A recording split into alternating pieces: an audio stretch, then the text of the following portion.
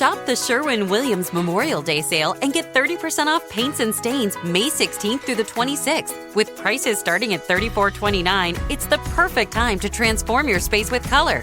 Whether you're looking to revamp your bedroom, living room, or home office, we have you covered with bold hues, soothing neutrals, and everything in between. Shop the sale online or visit your neighborhood Sherwin-Williams store. Click the banner to learn more. Retail sales only. Some exclusions apply. See store for details. Blog Talk Radio.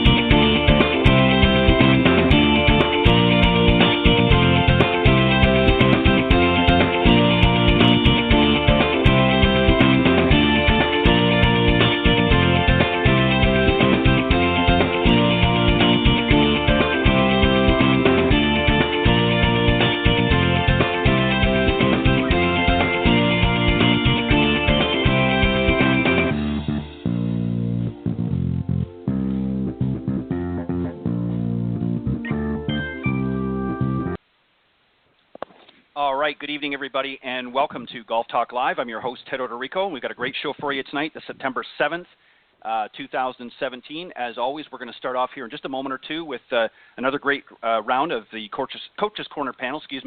I got a couple of great professionals on here, Pete Buchanan and James Kyle, and I'm going to tell you a little bit about them here in just a second. And then a little bit later on in the show, on the second half, I'm going to be interviewing a great guest, first time on the show. His name is Richard Lucas, and he's the director of the PGA Golf Management Program at Clemson University. He's going to be joining me on the second half of the show.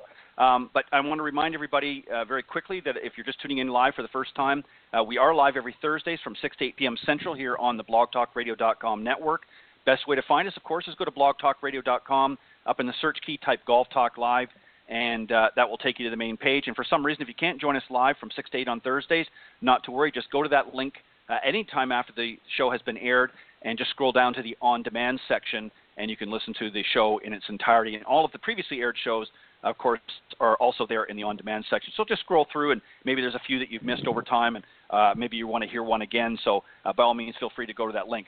Also, for those of you that maybe like to listen under a different platform, you can go to either Stitcher.com or iTunes.com, and under the podcast section, again, just type in Golf Talk Live, and you can listen to the shows in their entirety there as well. So lots of options for you guys to do that. But again, thank you and welcome to the show.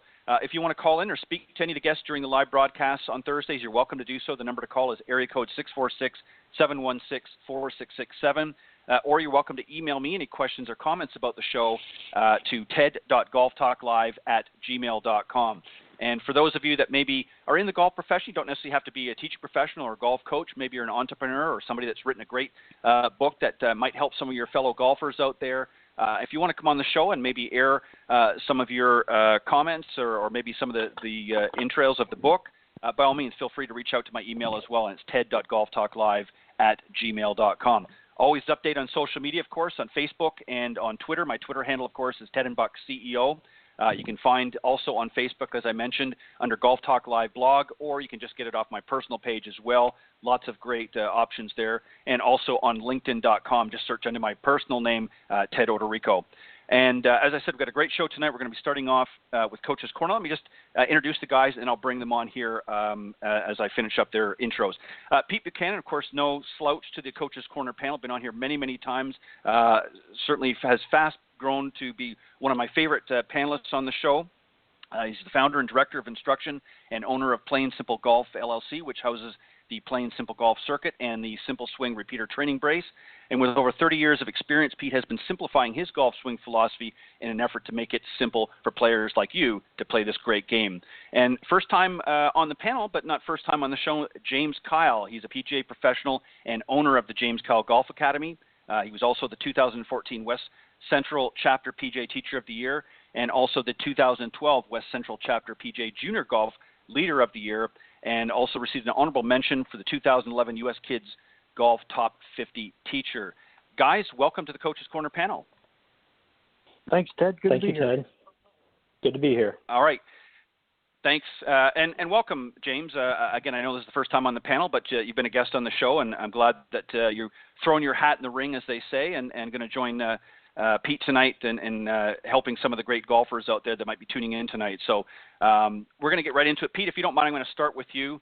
What I said to the guys, what I said to the guys off air, I'm going to do what we did last week. Of course, I've changed up some of the particulars here. Last week, of course, if you remember, folks on the panel was John Decker and Clint Wright, and they actually talked about a 3-hole playing lesson, which is very common. Some might even do a little bit longer playing lesson, but we decided to pick a 3-hole playing lesson.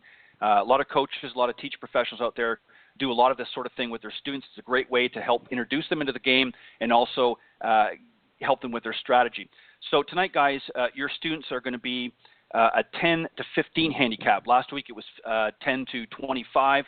We're going to scale it down a little bit, so there's only about a 5-shot discrepancy. So we've got about 5-point rather, 10 to 15 handicap. So that's the type of player that you're dealing with. And Pete, we're going to start with you. We're going to start with a par 4. Last week we started with a par 5. And here's a little bit about the hole. So if you need to take a quick note while I read this out, and then I'm going to get you to share your thoughts on how this will go. The par 4 is 396 yards, fairly straight hole. However, the green is severely elevated and well protected with bunkers front and even in the back. Difficult to see the flag on the second shot for most players.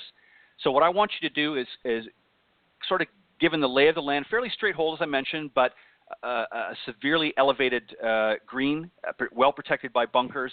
I want you to sort of lay out a strategy, if you will, for your player to tackle this type of hole. What are some of the things that you would advise them and some of the things that you might have them guard against? Well, if we're looking at a green that's elevated, first of all, and sort of a blind tee shot, I'm gonna look at them off the tee and say, based on what type of tee shot we're going to hit, what club do you want to hit into this green, and what do you feel is the best one to hit based on the conditions we're going to see? It's got bunkers, it's elevated, we may not be able to see it, so do we want to come in with what type of lofted club are we looking at to get it in here? So we want to look at, trying to place that tee shot relative to it, and, making sure that you're comfortable with the shot that you're going to be hitting into the green. So, sort of playing at the green, back to the fairway, back to the tee box per se, but looking at the overall basis of what we're doing and trying to hit a tee shot that's going to give us the length of shot into the hole that, will give us the best opportunity to tackle, the green situation that we're coming into. So that's kind of the way I would look at it. I mean, obviously, if you got a 10 handicapper, I've known a lot of 10s that can hit it a long way, but they're terrible around the green. Yep. So, right. It all depends on exactly what they're doing, and I've seen it the opposite. I've seen some 10s that can't hit it anywhere, but around the greens they're a genius. So it really depends on each one and what they're comfortable doing off the tee, and then as I said, trying to figure out what their best shot into that secondary green is going to be. Yeah, well said. The other thing too, with the green being elevated like that, a lot of people have to also consider the fact that and making sure that they're taking enough loft, because when you're hitting into an elevated green like that, regardless of what club you're using, it's going to actually appear when it gets to the green, what might be, let's say, a 9-iron might react the same way as a 7-iron once it gets to the green, because it's going to be coming in a little bit, even though it's hitting up the same way as your 9-iron normally would, because the green's elevated, it's going to come in on a little slightly different angle once it gets to the green. So you want to make sure you factor that in as well. But great answer, Pete. And folks, just so you know, that there are no real right or wrong answers. Again, as Pete pointed out, there are a number of different playing styles, as Pete just mentioned. You might have a great hitter off the tee, but getting around the greens, they might not be able to handle as well. So you have to factor all that in, and this is where really getting to know your students is critical and important. The other thing also as well that you want to make sure is that you gather as much information up front about the particular hole that you're playing, so you can make some informed decisions. And that's where your coach or teacher professional that's coming along with you through this playing lesson is going to be able to give you some great advice. It's almost like kind of having a caddy with you, if you will, throughout the playing lesson. James, you're up, and I've got a little bit different situation for you. Again, it's a par 4, but 436 yards, a little bit longer, with a slight dogleg to the right. Tee shot is from, this time it's an elevated tee box with a 75-foot drop to the fairway, which slopes from right to left. Second shot is going to be an uneven lie, more than likely, with the ball above the feet because it is sloping right to left, making the second shot tricky for most. So, again, as I said to Pete, lay out kind of a strategy. So let me just very quickly breeze through it again. Par 4, 436 yards, dog leg to the right, tee shot from an elevated tee box with approximately 75-foot drop down to the fairway, so you get a long ways down. So you're going to get a little bit extra carry. Fairway slopes from right to left. So obviously shots, especially for some of you right-handed players, might go out to the left. And second shot, again, is probably going to be uneven with the ball above your feet. So it's going to be a tricky hole to play. But give it your best, James. And what would you have? What kind of a discussion would you have with your student? Well, that discussion would certainly detail, what we're going to hit off the tee. Yeah. A par 4 that's playing 436 yards, dogleg right, even though it's downhill, most players, let's say a 10 to 15 handicap, they're probably hitting, maybe say between 230 and 270, I would guess. Yeah. I'm thinking, driver, but, instead of going for the green, and I would also, one of the things I would ask is what's the whole handicap, like on the scorecard? Mm-hmm. And I'm thinking a hole that's 436 like this is probably a lower handicapped hole, more difficult for all the players.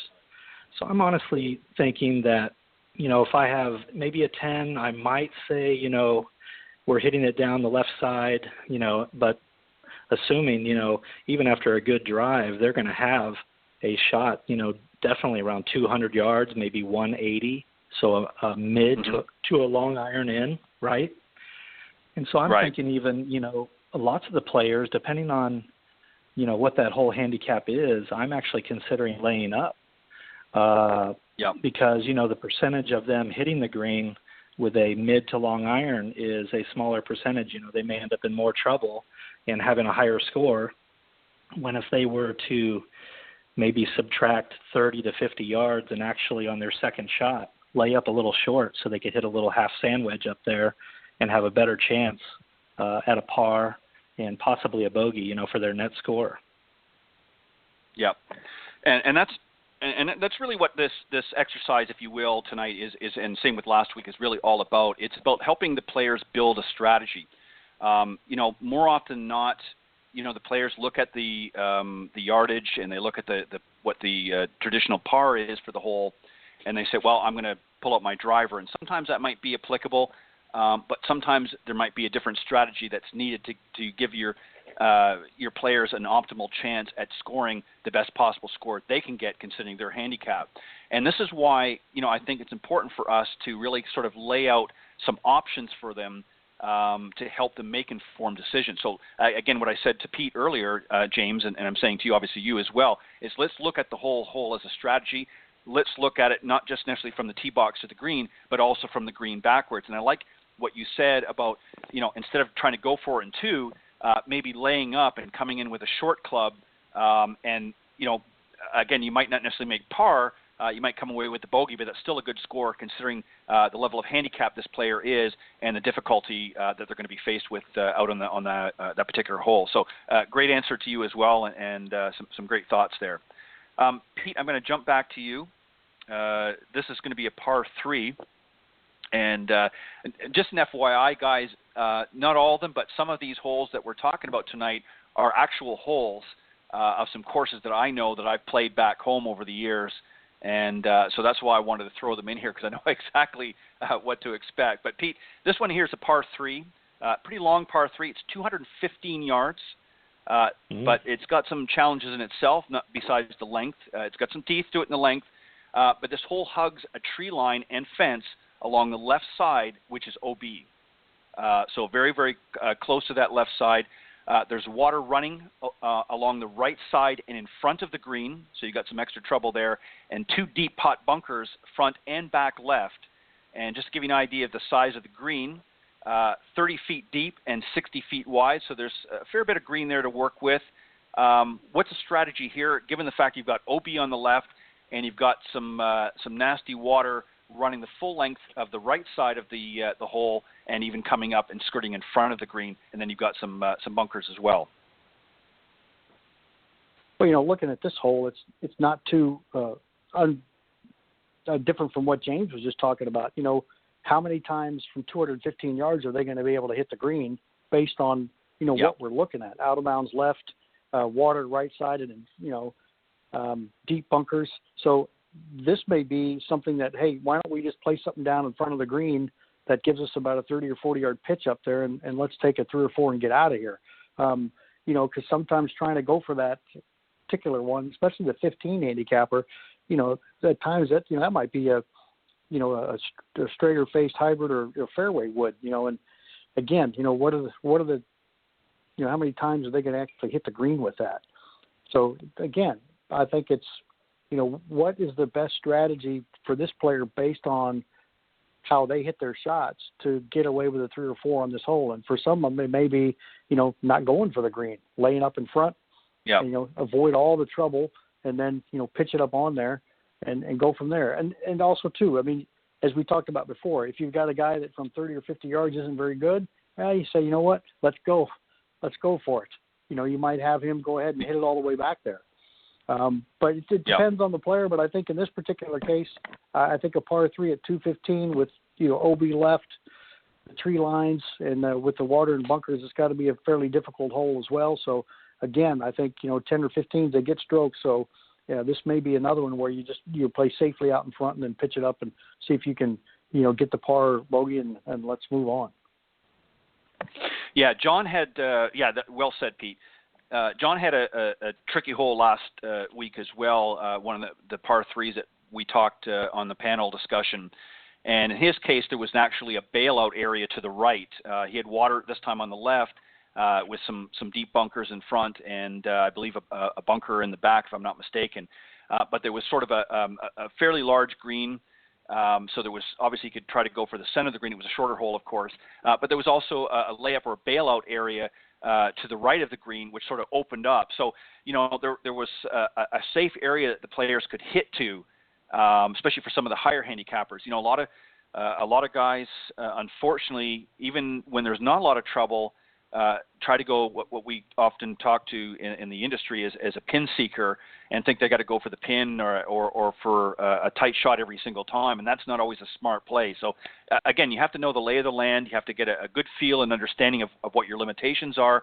And as a teaching professional and or coach, it's important that we sometimes push those limits a little bit to see what the level of playability is for each of our players.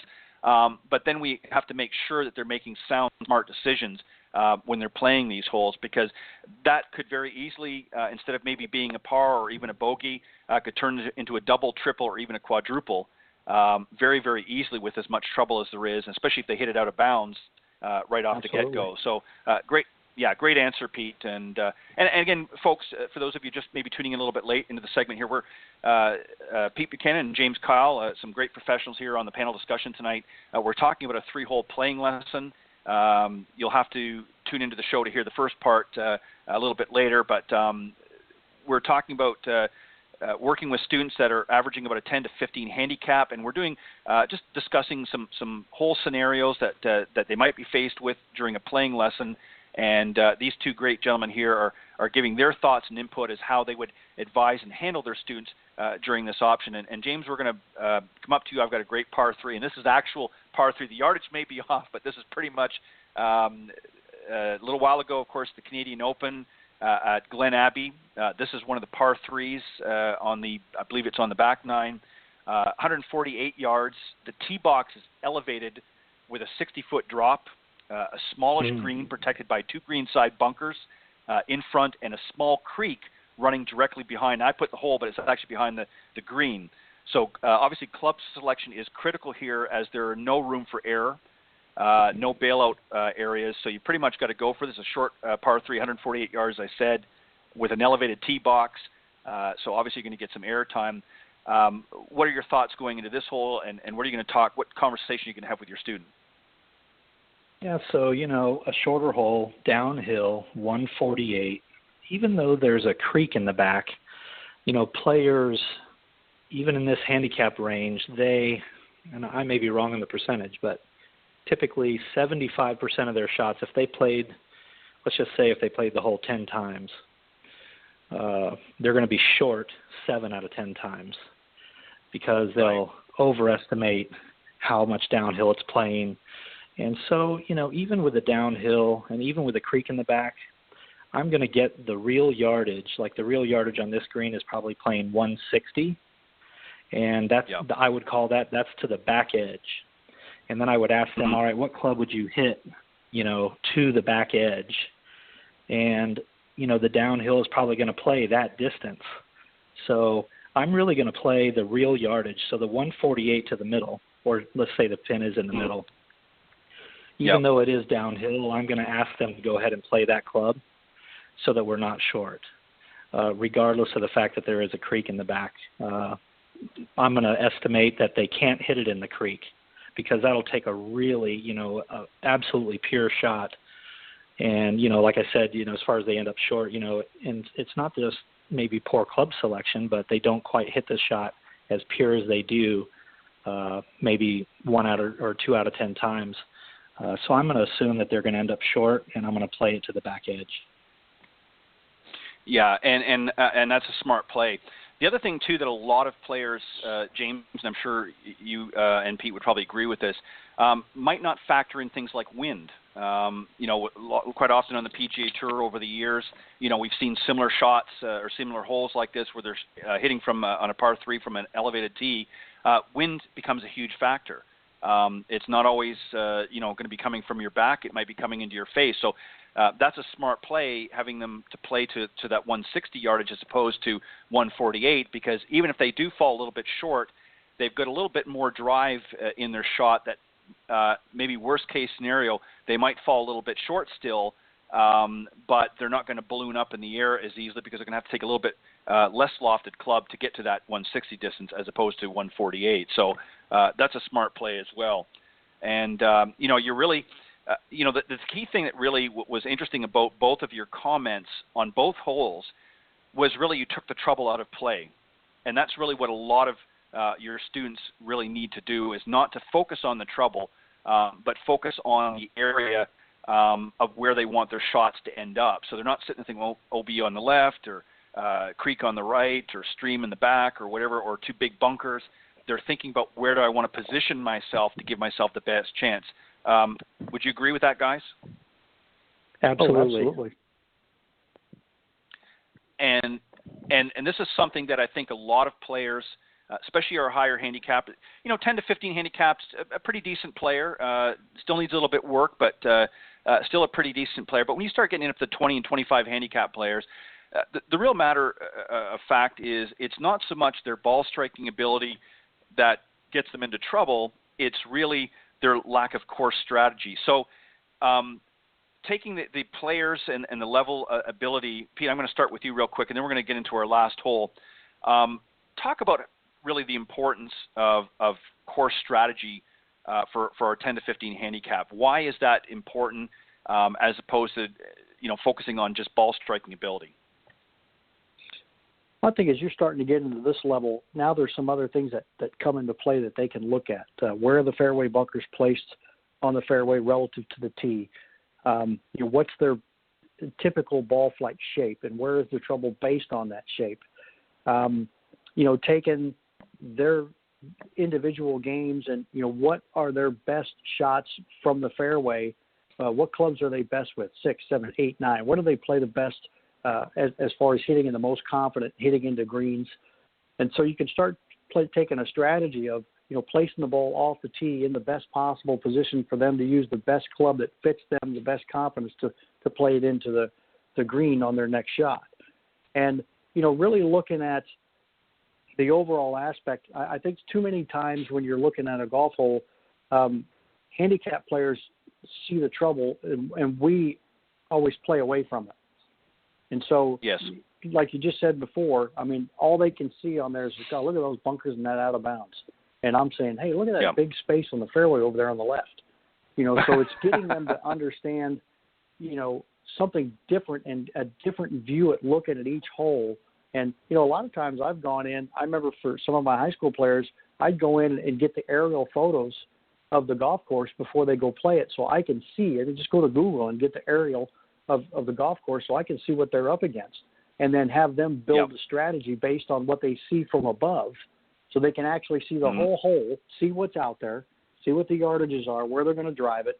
And then I said, if you're going to play your best game, what clubs are you hitting the best? And so where do you need to position yourself so that you can always play to the best clubs you're hitting into the green? So I think it's just an overall strategy of looking at each hole from a not necessarily a safety issue, but looking at it from, you know, where's the best place to play this, you know, for you. Yes. You know, you're a left to right player, and you know all the troubles on the left, so we're not worried about that. Or you're a left to right player, and you know your longest drive is going to end up in the fairway bunker on the right hand side. So why don't we hit a 3-wood or a hybrid so you can't get to it? And now we've totally taken that bunker out of play and made a little bit longer fairway shot. But hey, we can play from the fairways a lot easier than we can from the hazards. So it's a matter of, you know, looking at the individual holes and just getting them to be aware of, you know, I always used to say, just because the driver has a 1 on the bottom doesn't mean you have to hit it first all the time. You know, there are other ways you can go about, you know, playing these holes. And sometimes, you know, it's better to you know, take less off the tee for, you know, getting you into position. So, you play your best shots. I know for me, 6, 7, and 8 irons were the best for me into greens when I was playing. So I always tried to drive it in the place I had one of those 3 in. That was my favorite ones to hit. So I think just having to look at the overall picture first and go from there. Yeah, I'm the same as you, Pete. Those were my 3 favorite clubs to hit as well. And James, I think the other thing too is, you know, what happens for a lot of golfers, and this is where really having a great teacher professional alongside can help. You know, for our higher handicappers, when you start getting into those players that are looking just to even break 100, you know, it becomes more about making good quality shots and focusing on that as much as the strategy. But once you start getting into 10 to 15 and maybe a little bit less of a handicap, more often than not, certainly not every case, but they are hitting some better shots. They have a little bit better ball flight control than our, say, 25 plus handicap.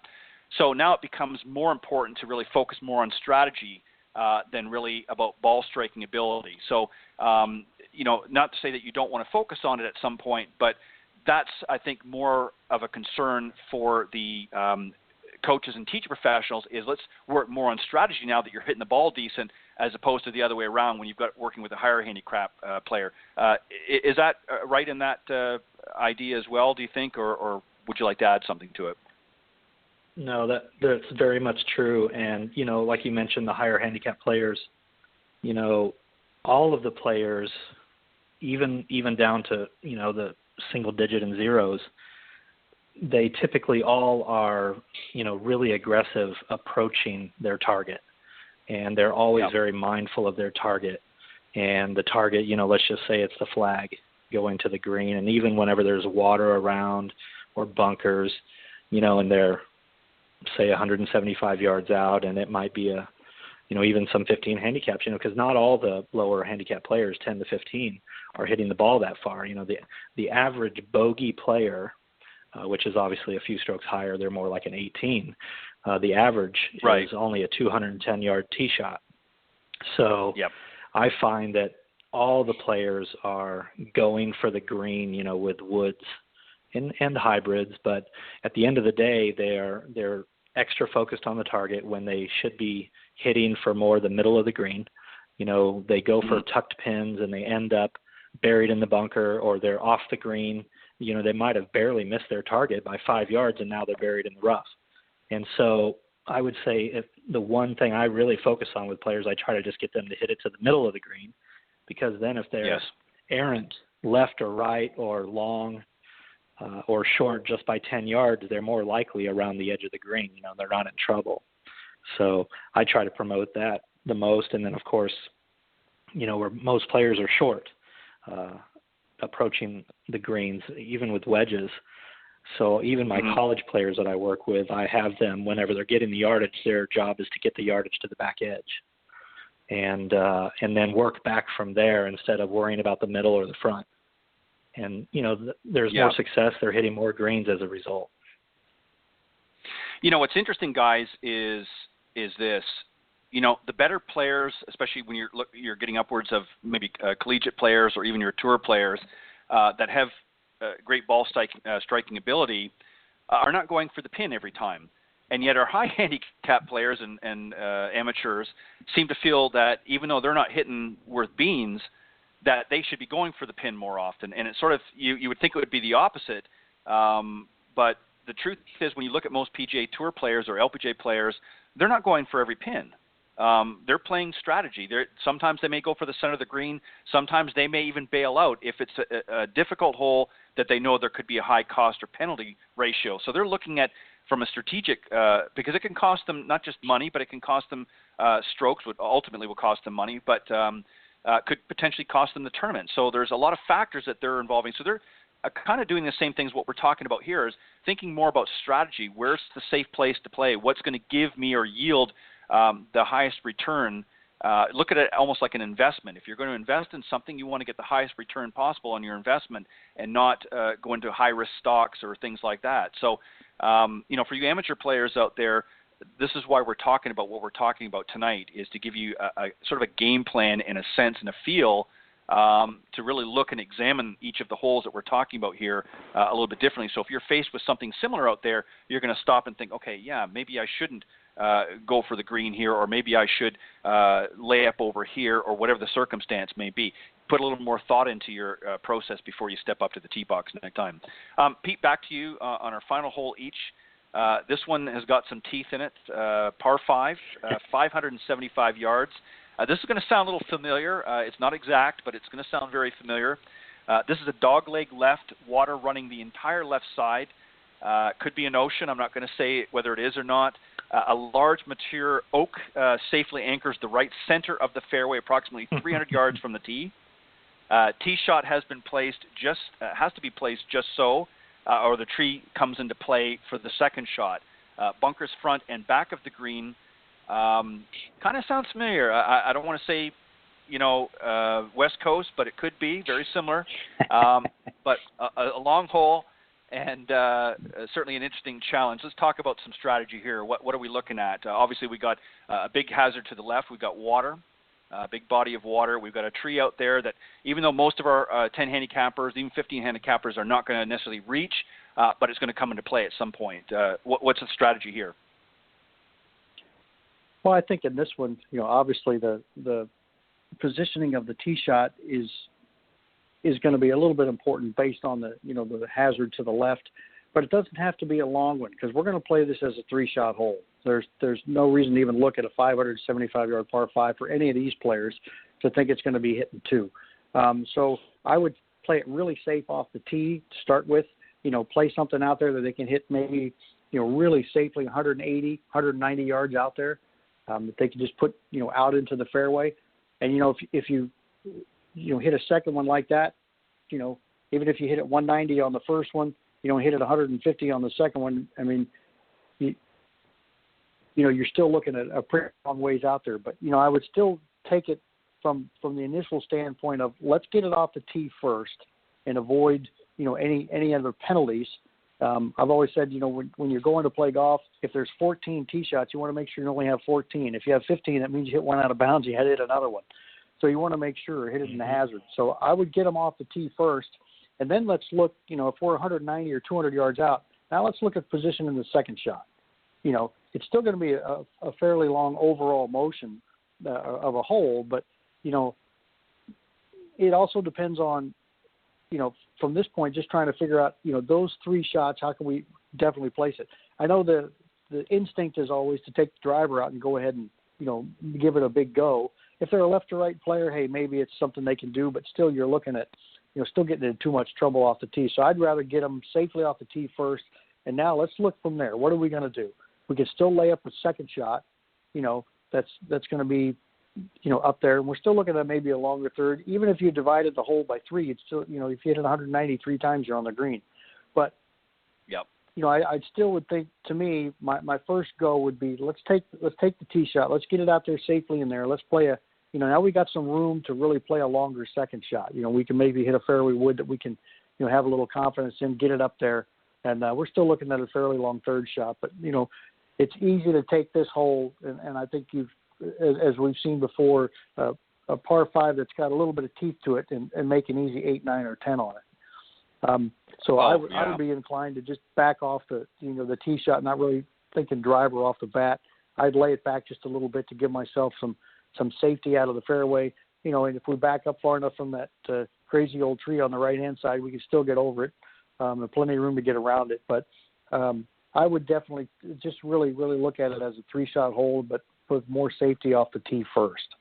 So that way they get started on the hole and they're not, you drive it off into the rocks and then, there we go. I mean, so I just like to get them off the tee, 200-yard shot, get it into the fairway. We might have to play a couple of longer ones from here, but, once we get it up there after the second shot, we've got a pretty good chance to get it up on that green from there. So I think I would, like I said, just back up the safest one first. Yeah, I agree. Well said. Just a couple other quick points that I would probably think of or consider as well for especially some of our higher handicap players, but even in a 10 to 15 handicap player. 2 things.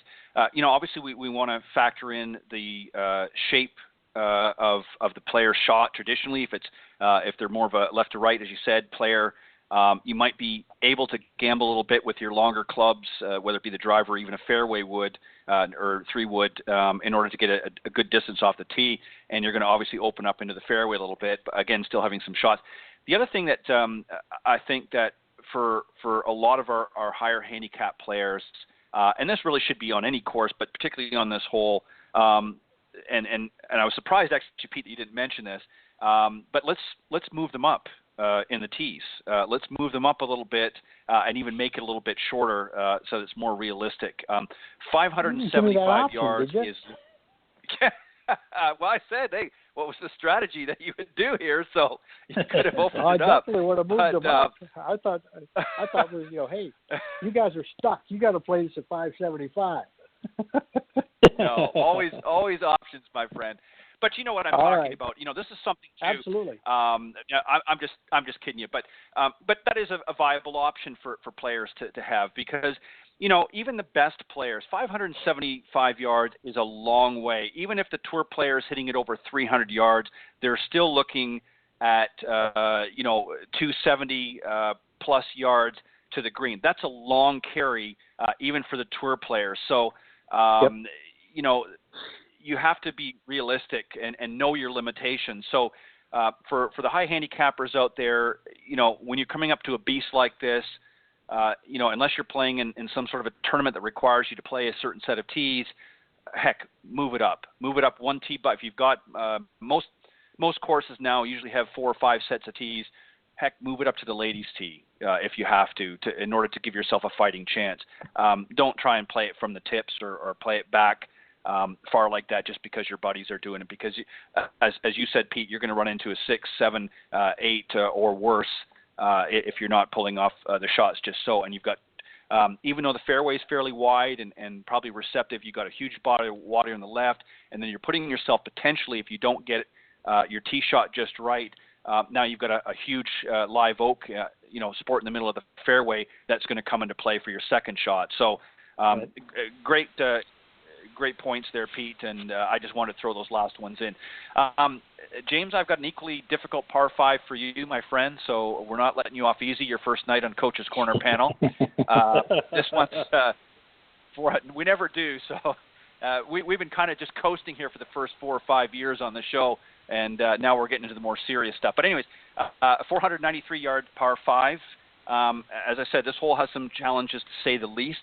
The fairway has multiple slopes, so it's a little bit different on the left and right, making it, again, an even lie off the tee can be challenging. Large fairway bunker sits 250 yards out, covering the left side of the fairway to the center, so it's a big fairway bunker. but there is some options there and we'll talk about that in a sec. Green, once again, is slightly elevated, leaving its depth difficult to read. And I'm not going to give you the yardage or the distance of front and back of the green, so again, you have to sort of guess with that. And to add an even greater challenge, there's a large pond in front of the green. So what are your thoughts on a hole like this? And no, not get back in the golf cart and go home. We got to play this hole to finish out our round. What are your thoughts on that? And if I need to repeat anything, let me know. Well, no, I wrote it all down. That's good. So 493, straightaway, bunker at 250, which means to carry the bunker, you probably have to be more like 270, maybe 275. So in our 10 to 15 handicappers, probably, say 20% of them can carry it that far. So the student that I would, in the playing lesson that I knew could at least fly 250, I might say go for it just for the fun of it. Unless the bunker was really designed to be penalizing, where, going into the bunker, there's no way you could save par or even maybe save bogey. So I'd say some of the players, I'm going for it. Other players that I know are going to be shorter off the tee, we're just going to swing away. But planning, if it's a fairway wood or a driver, that we're going to end up, 20 to 30 yards short of it for sure. And knowing that, we still have 260 in, the better player who hit it farther, we're going for the green. Most likely 220. But if they can hit it that far, they're probably able to hit a fairway wood, 220 in the air, or at least 200 in the air to clear the pond. In order to, because I'm now playing to go over the green for that player. Right. Someone who's ending up short, I'm definitely laying up from, say, 260, and then there's a pond short, so now I'm probably laying up to the 100. So their second shot is going to be a 160-yard shot, so that their third shot, which is most likely a gap wedge or maybe pitching wedge, maybe a sand wedge, but probably not. They've got a high lofted club to a small green that we are intending to end up towards the back of the green instead of the front. We're going to avoid that pond at all costs. So I guess, I'd go both ways with this one. Since that bunker is far, some of the players I'm saying, let's do it. Let's go all the way over it. And some of them I'm going to say, okay, we're going to end up short, and now we're playing it as a 3-shot hole. But I might take a little risk with this one, because even though there's a pond, I think there's a little opportunity for someone who has a little greater distance off the tee to maybe, even go for eagle. It might be fun. Yeah, and both great options. Couple of things that I would also factor in and maybe consider a little bit. I like the fact, again, you're assessing the players' abilities right up from the get-go. So obviously your stronger players that can probably carry the bunker or certainly come very close to carrying it, you're going to give them that option to go for it. The ones that haven't got a hope in heck of even coming close, why run the risk? One of the other options is, again, the bunker crosses the fairway from the left side, comes roughly about center. I would also look and see what's to the right, how much fairway. Obviously, we know it's roughly the center, but is there anything penalizing, how deep is the rough, that sort of thing to the right-hand side, so that they can maybe play to the right side of the fairway, giving them a little better shot in as well.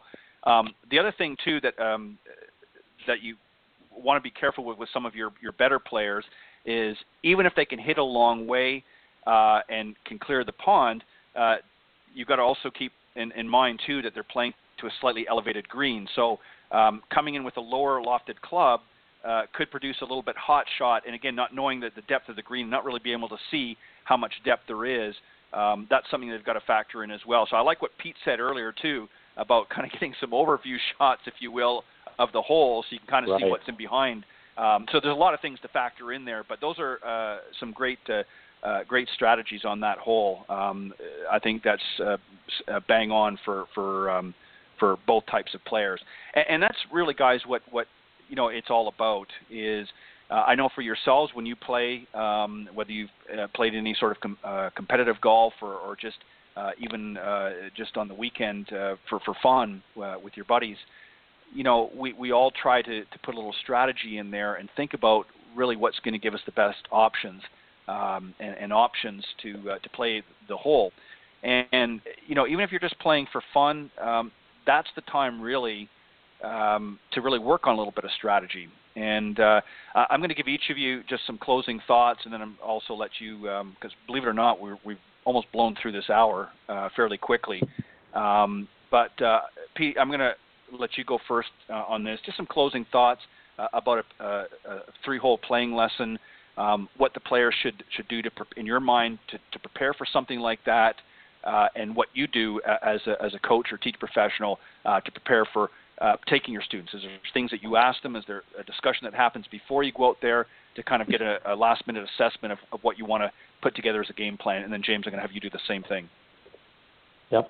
Well, I always ask them, first of all, if I'm going to go out on a playing lesson with them, I will have them do their homework first. I'll say, okay, we're going to go out and we're going to play 1, 2, 17, and 18, or 1, 2, 3, and 4, depending on what the configuration is.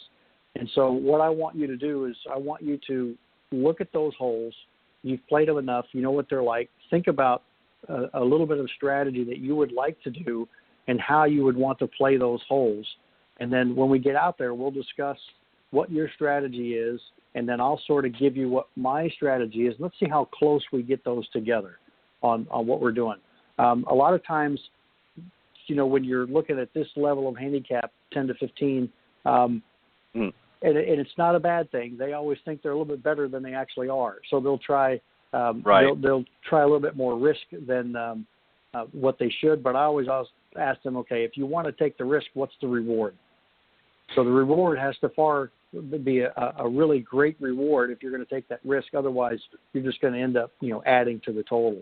So I really want them to sort of do some homework first on those holes and just think about them. I said, even if you just, go home and, before we go out and do this, just sit in the chair and think, okay, I got number 1, number 2, number 17, number 18. How have I played these holes? What do the holes look like? How are the greens, the fairways? Is there any water, bunkers, trees? What are we trying to do? And let's look at, how I normally play these, and then from there try to develop a strategy. How could I play it better? And then we can together stand on the tee when we're starting off and say, okay, tell me what you're going to do on this hole, and then I'll tell you what I think you should do on this hole based on your ability and how you normally play, and let's see how close the two are together. And then let's come up with a plan, if they're not close together, that you and I can both agree with, that would give you the best opportunity.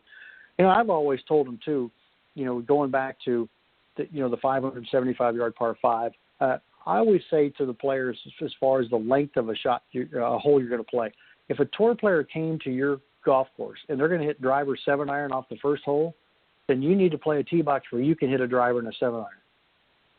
Yeah. So now you're going to figure out you got to move up.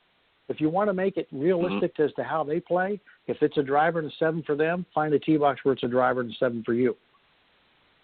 So that way you can at least give yourself a better chance looking at it from that standpoint. But I think for an overall strategy, I've always said, the old show, Leave It to Beaver. When Beaver got in trouble, if he would have just fessed up when he was in trouble, it would have been okay. But when he got in trouble, he just kept getting in more trouble. And that's a lot like on the golf course. So I always say the time to make up for the trouble you're in is not now. You need to get out of the trouble first. Take your safety or play away from the trouble first so that you don't have to worry about it and keep getting into more trouble. Usually a double bogey is a bad shot followed by a dumb one.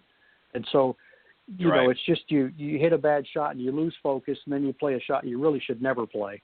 And it ends up, 2 above what you normally shoot. So I just think from an overall standpoint, I think if they can really sit back and really look at the holes, John Jacobs used to do a great thing. He said, as soon as I got done with a round of golf, wherever I was staying, I'd sit in the chair and I'd just think back and I'd go through every hole and say, did I play that to where it really was the best possible way for me to play that hole? And I think it's a great way to look at it, whether you do it before or whether you do it after. I think it's a great backdrop for you to just look back at what you did and say, you know what? I went for that 1 par 4 and I probably shouldn't have, and I made a 7 where I could have easily made a 5. And so I think it's just an overall picture of the holes. Look at them, develop a little bit of strategy for yourself, and we all do it. I mean, we don't go out there on those competitive rounds without a game plan. We always have a game plan. And so I think they need to do the same thing.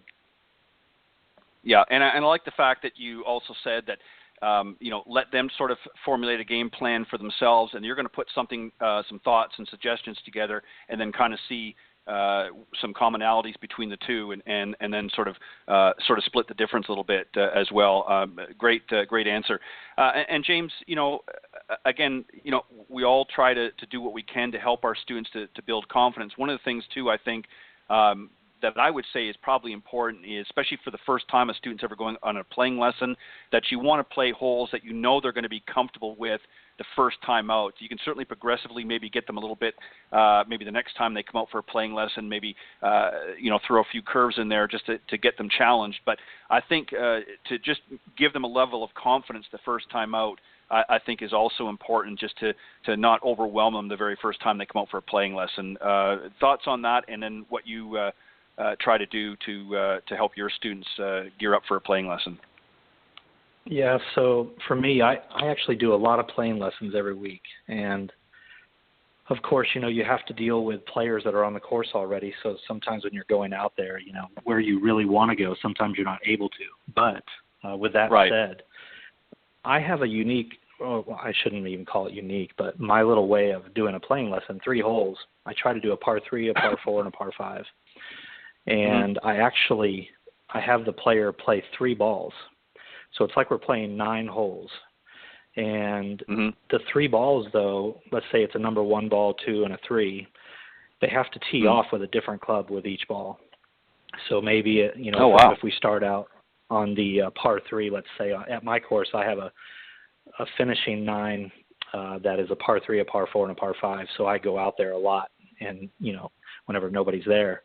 And so on the par 3, I actually make them play to the back edge, and then they have to hit 1 iron less to the middle, and then 1 iron less again to the front edge. And I make them play that way, 3 clubs, so that they, number one, they realize that, wow, I can actually be on the green with all 3 of these clubs, even if it's a hybrid or what have you. And I do the same thing whenever I get to par 4s. 3 tee shots, a driver, fairway wood, and then if they have a third fairway wood, which would be fine, or like a long hybrid, like a 3 hybrid, and I make them actually, now we're going to play, and I ask them how, now that you've hit driver, this is what you would normally hit, but now you've hit fairway wood, are we still going for the green? And now and the third ball, you've hit hybrid, and now are we laying up? Because even though those 3 clubs ended up different yardages, sometimes you mishit the driver, and it's only traveled as far as the hybrid that's hit well.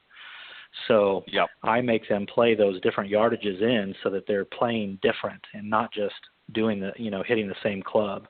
And I do the same thing on the par 5. This way that, again, they're playing different yardages. And again, whenever we're going to the green, once we have that shot to the green, our goal is to travel to the back edge always. I just find that so many players, they calculate the yardage and with their lasers that everyone has now, and they say, oh, it's 155, and I said, okay, well, we're hitting to the west, which means that we're hitting into a sea breeze, because where we live, we have the Gulf of Mexico. So anytime you're hitting at the west, we're adding 10 yards.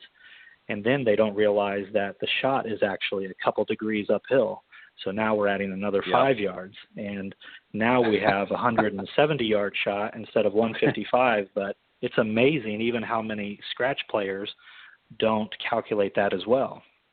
So I spend a lot of time on those, making sure that just because the laser says 155, it's most likely not playing 155. It's playing longer 99% of the time. And so most of them, they just don't realize that, and they wonder why they end up short, buried in that front bunker. And that's the reason why.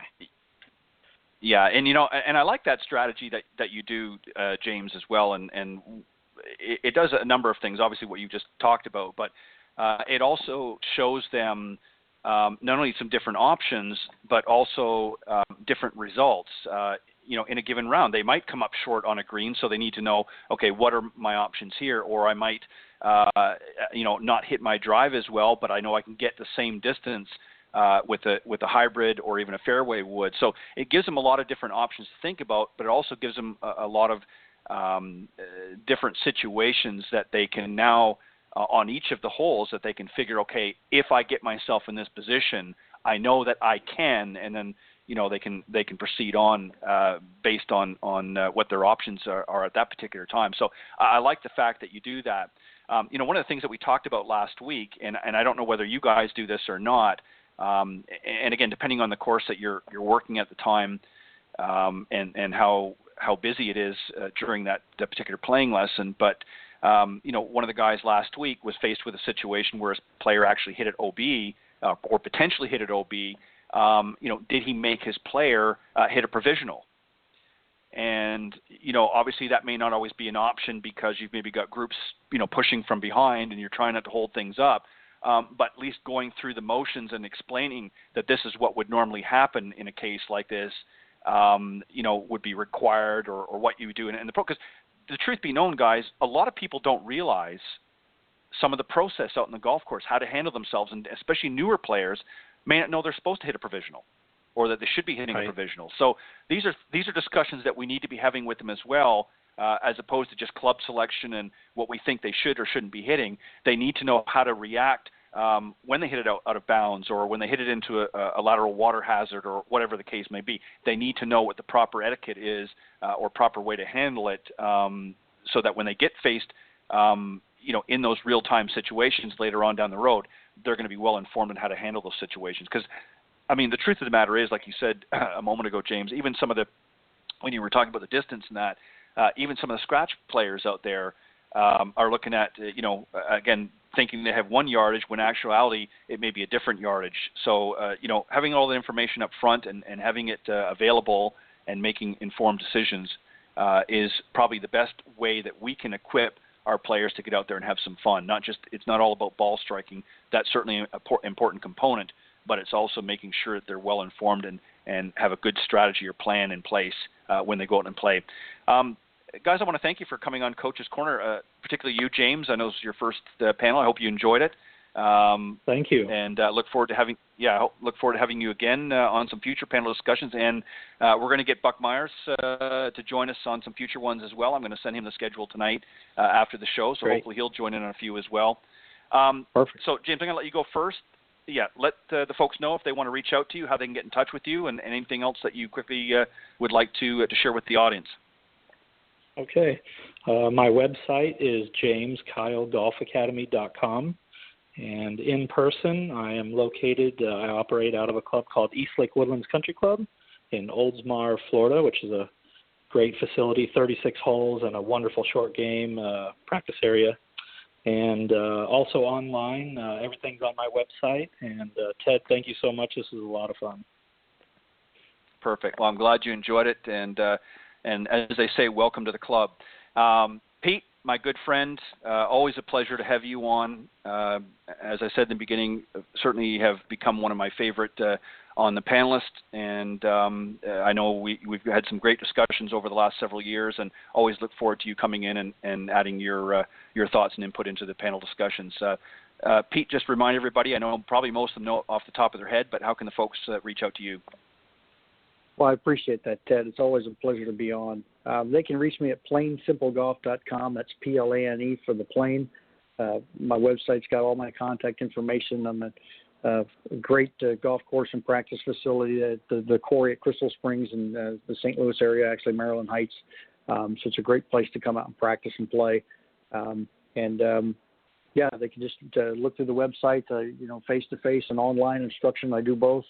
And as a matter of fact, as I told you, I'm on the road now to spend some time working with the University of Missouri women's team today and playing a little fundraiser tomorrow. So a lot of stuff done online and a lot of work that way. But it's always great to be on, Ted. This is a great thing that you do for the golf business and for all of us to give us a little chance to come on and talk some strategy and help all the fellow golfers out there to get better. So appreciate you having us. Well, I appreciate you guys, as always, giving of your time. I know it's not always easy after a long day out in the golf course or on the practice tee and then having to come and do this for an hour or so. So I appreciate you guys giving of your time. And just, James, be safe, my friend. I know you're a little further north of some of the bad weather, but just be on standby in case you need to bail. And keep up the great work. And I look forward to having you back on the Coach's Corner panel. And Pete, always a pleasure. Thanks so much. God bless, guys. Have a great weekend, and I'll see you next time on the Coach's Corner panel. Thank you so much. Good night. All right, good night. All right, that was my very special guests, Pete Buchanan and James Kyle on the Coach's Corner panel. Great jobs. Guys just hit it out at the park again this week. I'm going to have to start making it tougher or something. I think these guys are just too good at what they're doing and making it sound too easy. But all kidding aside, you guys did a fantastic job. Thanks, guys. All right, I'm going to be joined now by a very special guest here in just a moment, Richard Lucas. He's the director of the PGA Golf Management Program at Clemson University. He's going to be joining me here in just a moment or two. And I'll tell you a little bit about him. He is, as I mentioned, he's the director of the PGM program at Clemson University. He's received his Bachelor of Science Degree in Business Administration at Old Dominion University and his MBA at Virginia Commonwealth University. He currently is working on his doctorate in career and technology education. Richard has over 20 years experience in the golf industry with extensive knowledge in management of golf programs and its operations, and his positions in the golf industry have included such positions as assistant professional, teaching coordinator, head golf professional, and general manager at both public and private facilities. Some of his career highlights include scoring in the top 5% in Business School 1 and 2 and winning the Philadelphia Assistant Association Southern Championship. So I will bring him on as soon as he is ready. But in the meantime, let me just remind everybody, of course, we are live every Thursday from 6 to 8 p.m. Central or 7 to 9 for those of you on the East Coast. Just go to blogtalkradio.com and just type in Golf Talk Live up in the search key, and that will take you to the main page, and you can just see us front and center during the live broadcast. Or for some reason, if you can't join us during its live broadcast, you can just go to that website link and just scroll down to the on-demand section, and you can listen to the shows in their entirety as they're all auto-recorded during the live broadcast, so they're made available for those of you that can't tune in live. You can listen when it's convenient for you. Also, you can go to itunes.com, or you can also go to stitcher.com, and you can listen to them there as well. Just type in Golf Talk Live under the podcast section on each of those media platforms, and you can listen to the shows there as well. Just a quick reminder for the folks out there that might be in harm's way. Of course, it's been all over the news, so I'm sure most of you are aware now that we've got another hurricane coming our way, Hurricane Irma. Just sort of the latest update, according to some of the models, that it is going to be coming into Florida here in the next, I think, 36 to 48 hours. Going to be hitting the tip of Florida and around the Miami-Dade area. So they've already done a mandatory evacuation, has been underway. So lots of folks heading away from harm's way.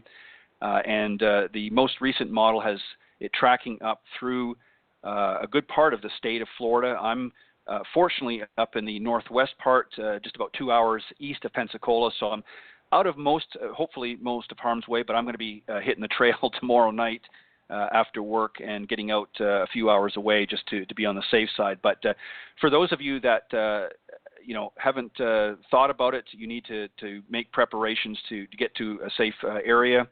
It is going to be probably a Category 4, if not still a 5, when it hits the Miami area.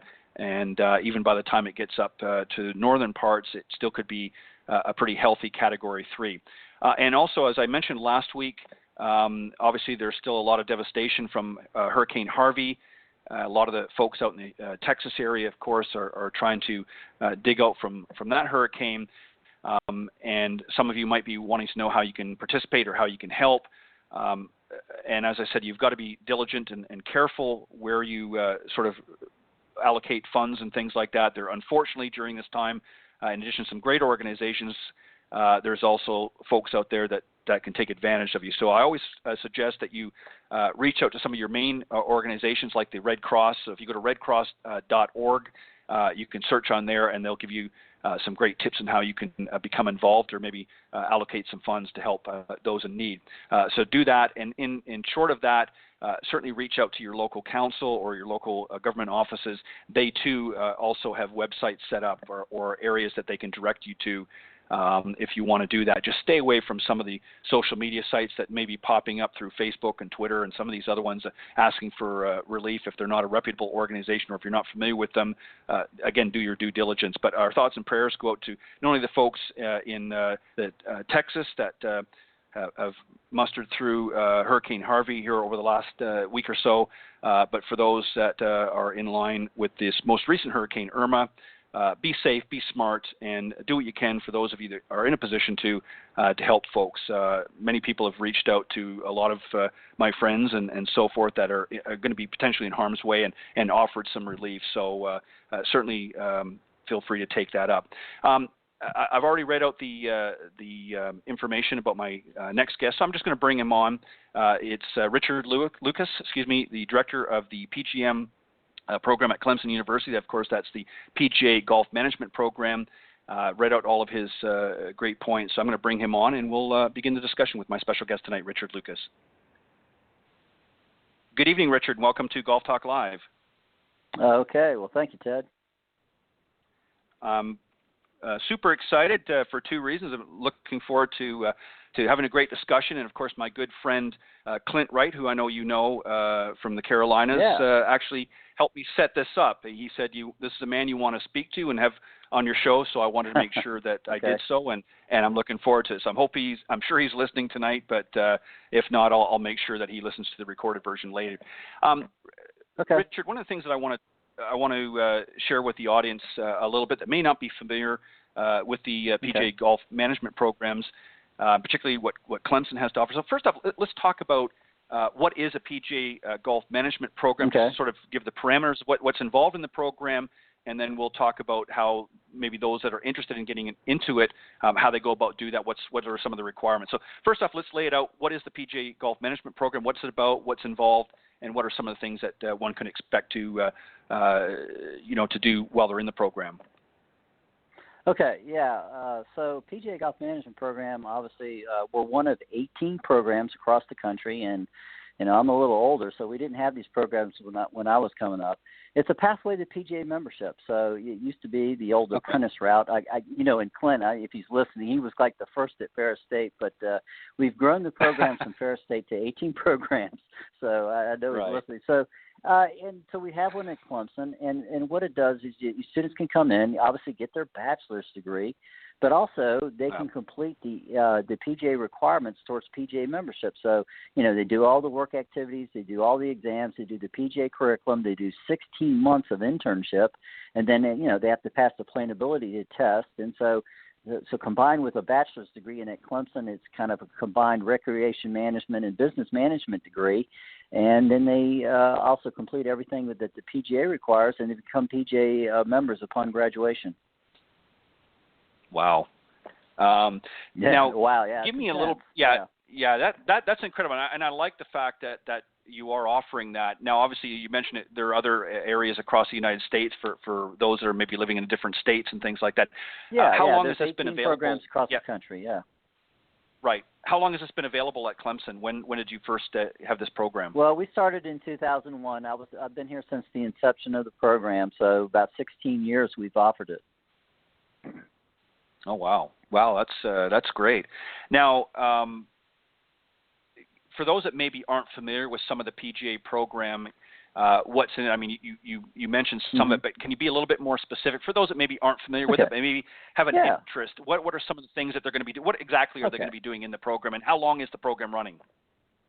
Okay, so here's what they're going to be doing, and it's really kind of fun. I really like it a lot because obviously you come to get a bachelor's degree. It's a liberal arts education that we get and get general education requirements. But for a lot of students, it's a connection between earning a business degree and also getting into business. So there's a vocational part of it, and it makes that connection for students. So what can they expect? Well, you're going to take courses in managing a golf course. You're going to take courses in teaching the game of golf.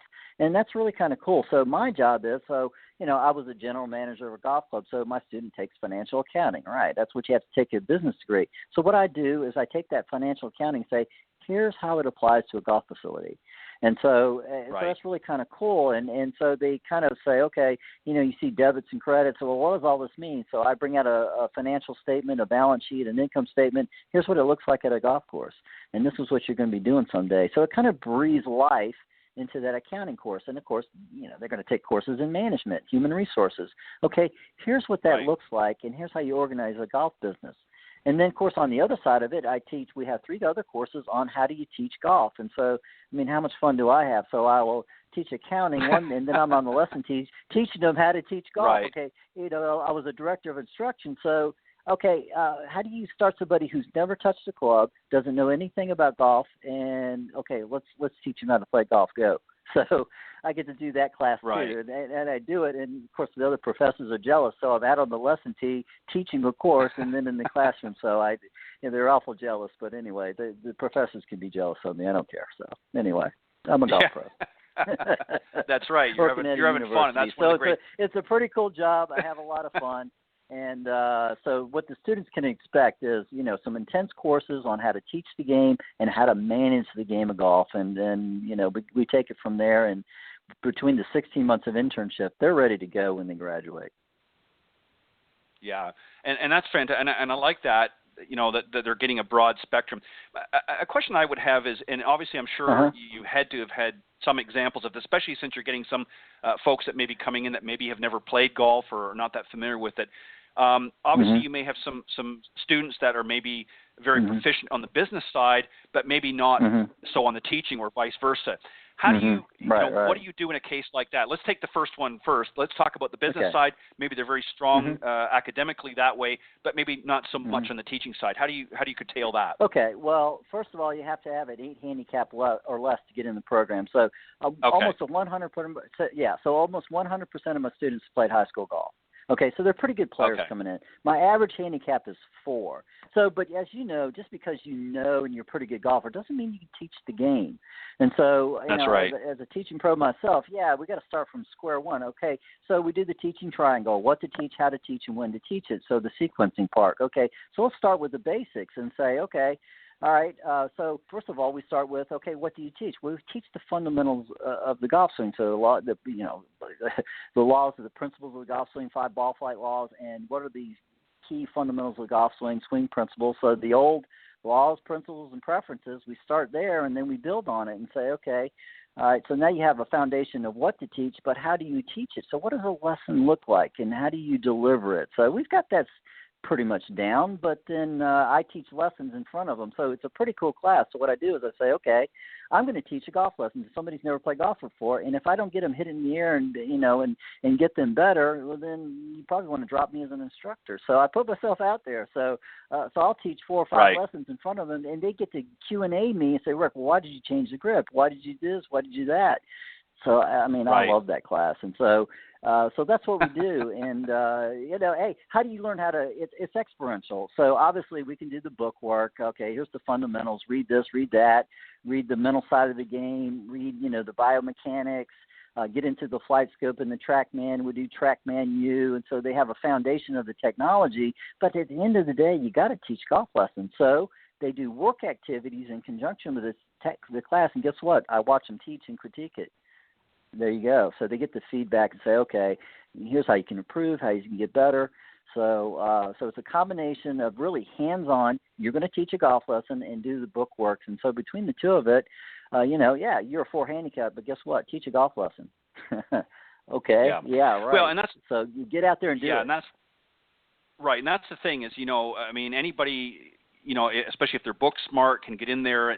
But when you get into the practical side of it and have to get out there and actually give the lesson and put a lesson plan together, it's not always that easy. And you're right. I like the fact that you have a good mixture of everything. So that makes them better, well-rounded.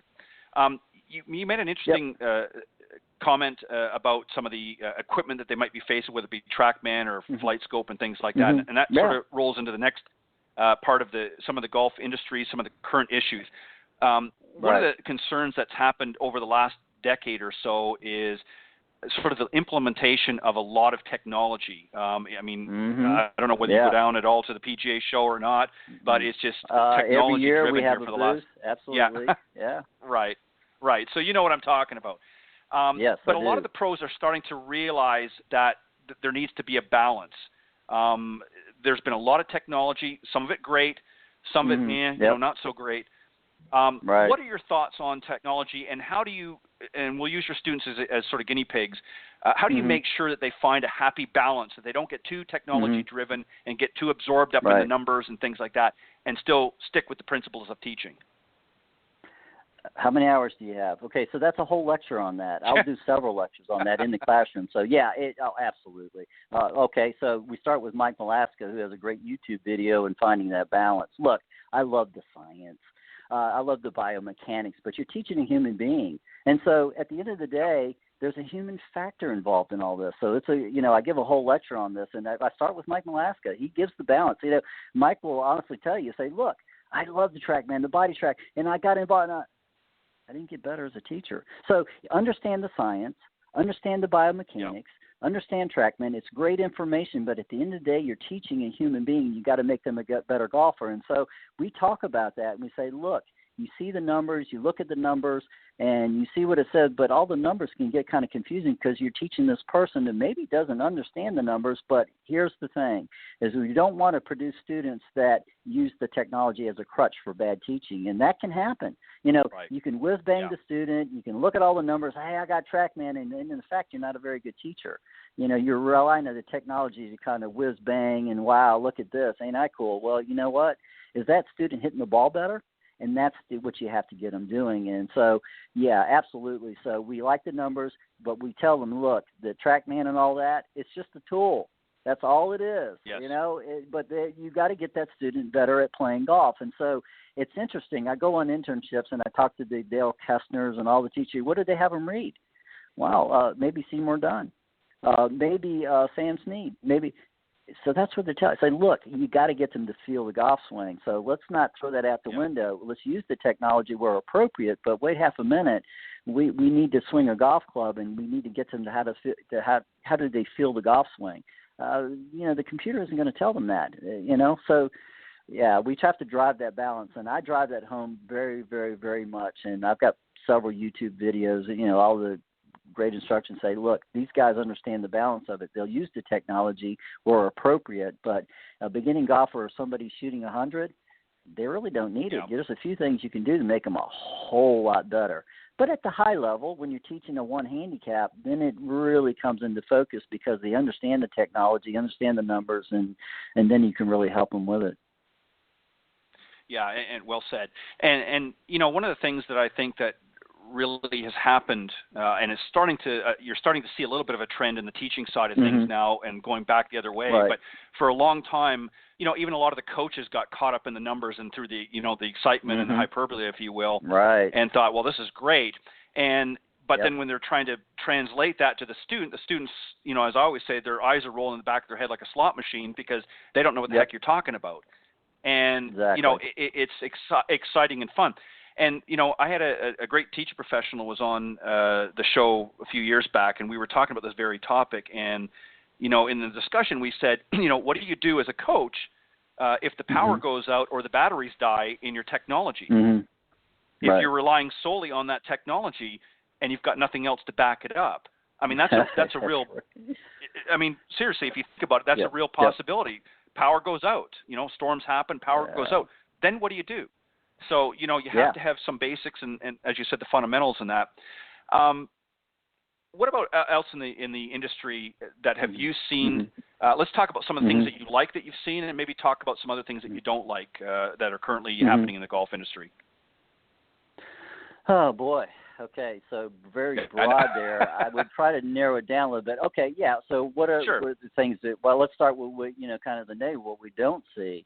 We're not growing, and so we need to grow the game. And so the things that we got to face the fact we're a time crunch society.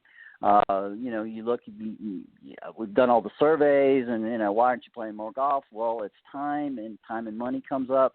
but it's the change of the families, it's the change of society and so forth. And it's not what I like to see in golf, but I think I've had this conversation with Clint, and Clint is very blunt. He says, well, Rick, are we managing the game correctly?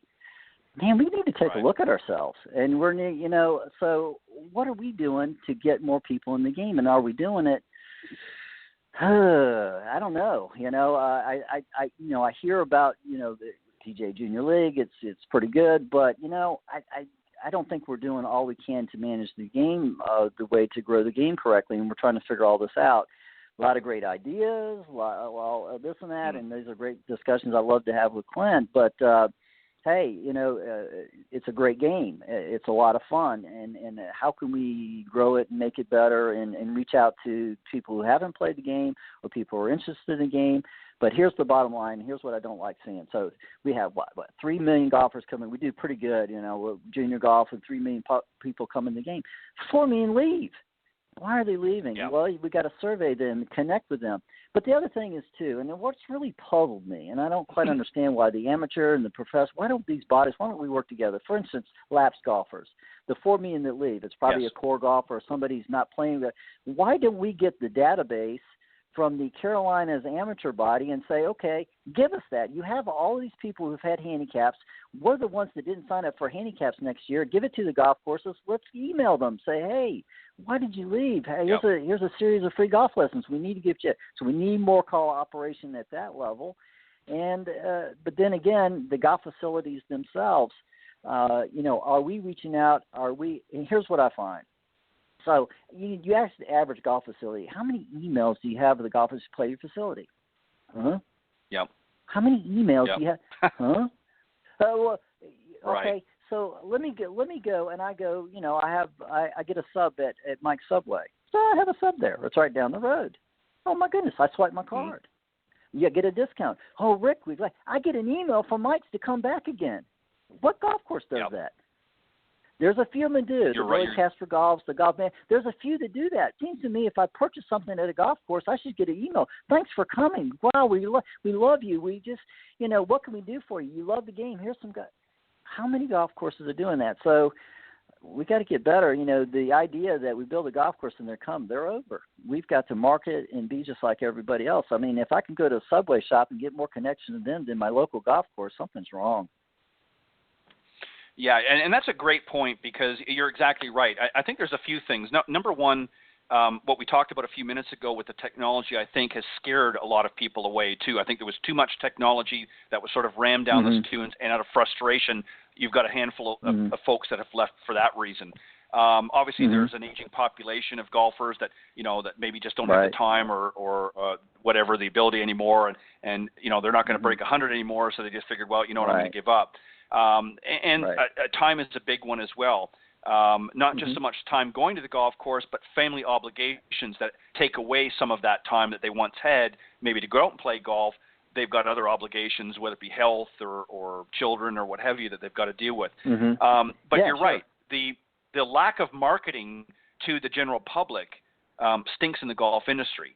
They're spending billions of dollars marketing to golfers about the latest and greatest driver that's coming out in the market, all kinds of things, technology, but they're not sending a nice email or a nice note saying, hey, thanks for coming last week and taking that lesson or what have you. And there are certainly a lot of pros doing that, but the courses should be more engaged. And you're right, a lot of them have that open door policy that, well, we're here, come and play, but they're not doing anything to reach out to their communities to get them, encourage them to come out.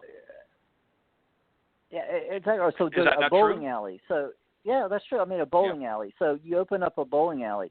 How did they survive? Leagues. I mean, I don't understand. So a golf course, we have tee times. Is anybody come? Heck no. You got to do leagues. I mean, you got to do something to get people to the golf course. Now, some people will sign up for a tee time, but a bowling alley doesn't. You don't open up a bowling alley and say, okay, we're open. No, what do? Right. They survive on leagues. And so, PGA Junior League's hit, but we need adult leagues. We need to reach out. So I don't understand why golf professionals don't hang around bowling alleys and say, hey, well, I would play golf. We would league golf there. You might get somebody. So and I'm being a little silly here, but when you think about it, I mean, what about league golf for adults? Now, the reason I say that is there are obviously some clubs doing it, but I remember doing that when I was a golf professional. You know, the old Black & Decker plant that was next to the golf, and we say, hey, why don't we do a Wednesday league for your employees? How many golf courses are doing it? I would say almost none.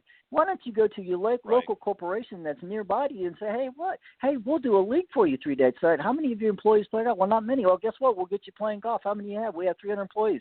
All of you come. We'll teach you the game and we'll have a league for you. Let's have some fun. Do it. Yeah. You know, we got to do that kind of marketing. Yeah, you've got to be creative, and you're exactly right. And just to touch on the junior aspect in that, there's a lot of great junior programs all across the country and even around the world.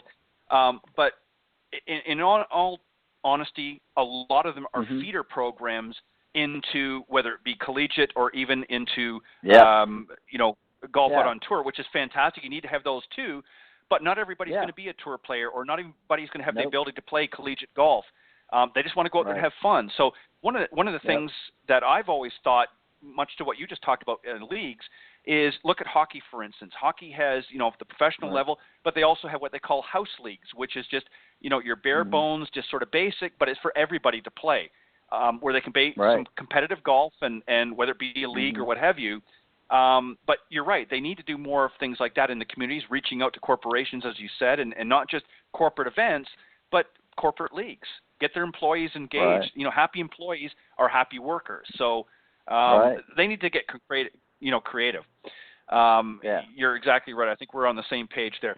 I want to talk about something else too that you sent over, and this is kind of exciting and very interesting. Let's talk about the Black Girls Golf Organization. Tell us a little bit about it first off, what it is, and when did it sort of get fired up, and then we'll go from there. Okay, yeah, sure. Okay, so we started Black Girls Golf here at Clemson, but this is the brainchild of Tiffany Fitzgerald. So I was at the PGA show. She came to our booth, and we subsequently met and talked about it, and she fired off an email to me and said, hey, I've been with this organization, Black Girls Golf, and so I was like, wow, this is pretty cool. What's Black Girls Golf? So I called her, and I talked to her about it. I said, what's Black Girls Golf? What is all this? And this is, tell me about it. She said, well, I was in corporate America.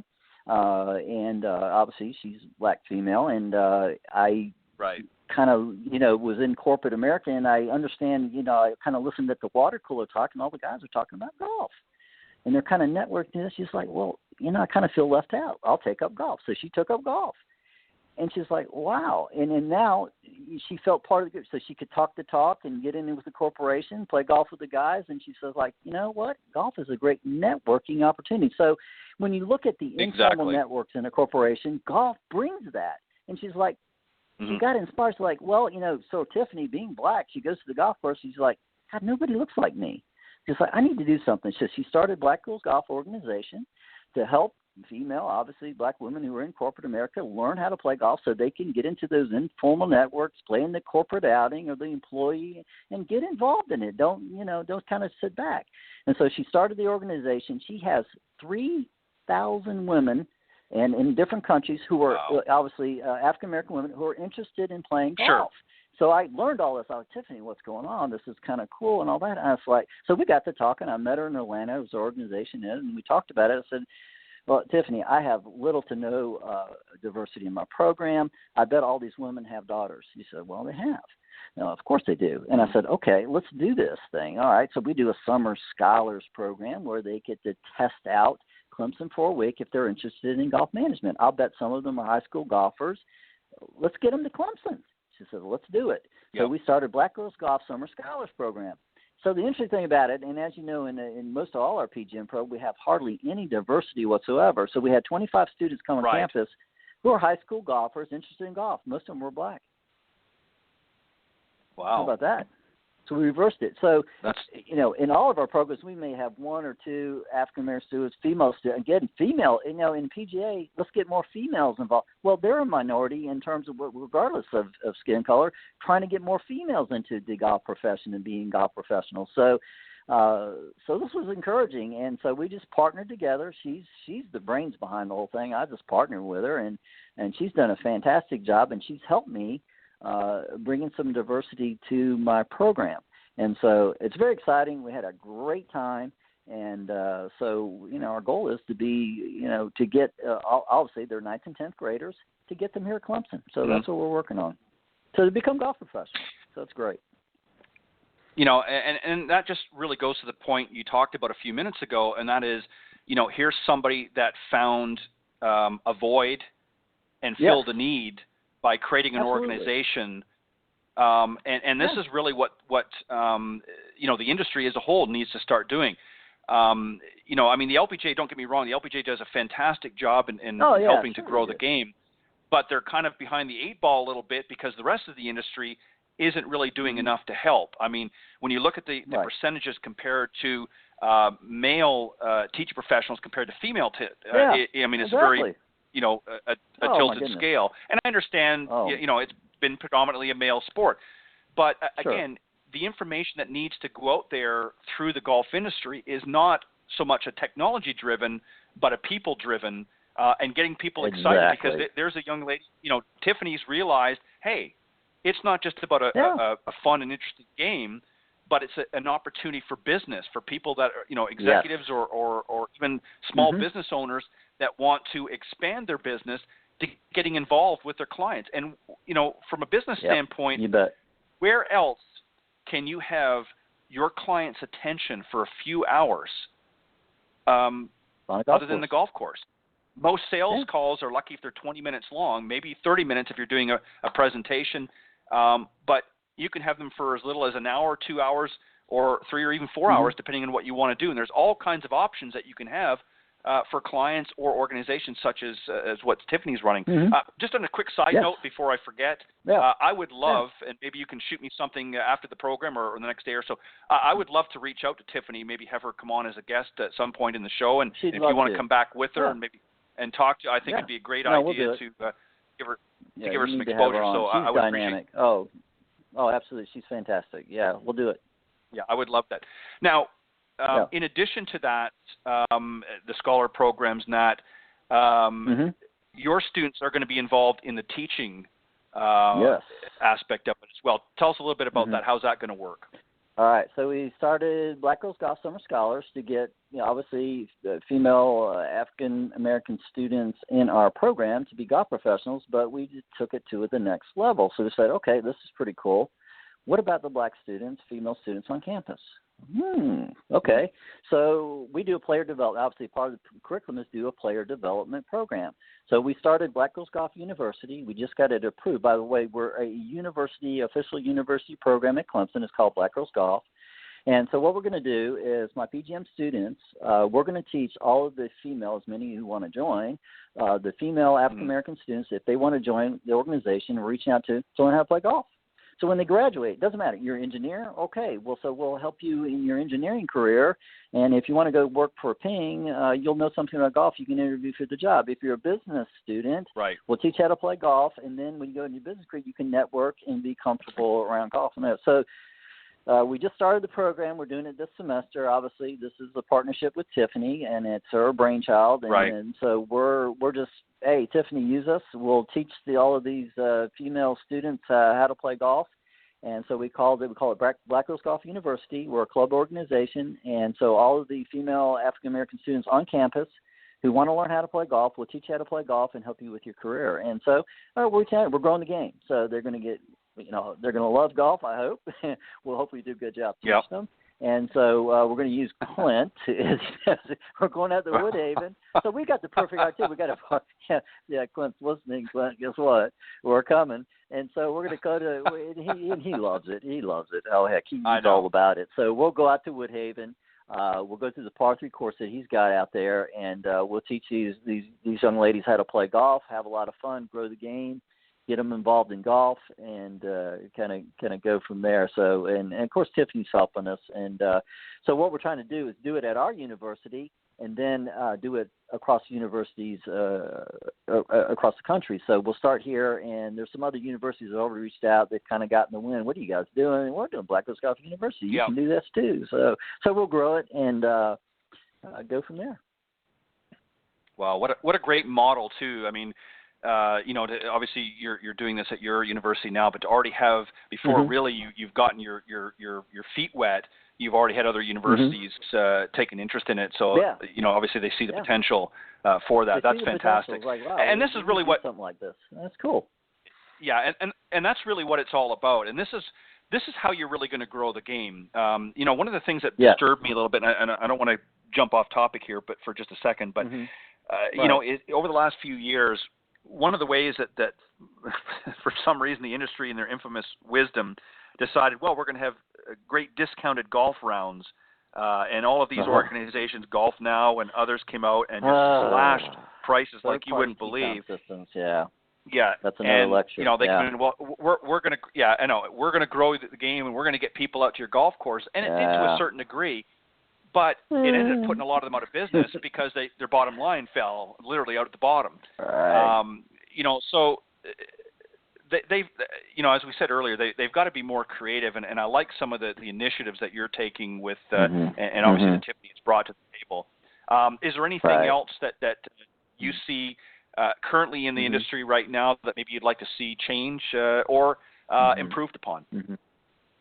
Okay, well, let's do the third-party tees. Look, Golf Now is fine. You just have to write the contract correctly, the barter system and all that. So there's a way to do it, there's a way not to do it.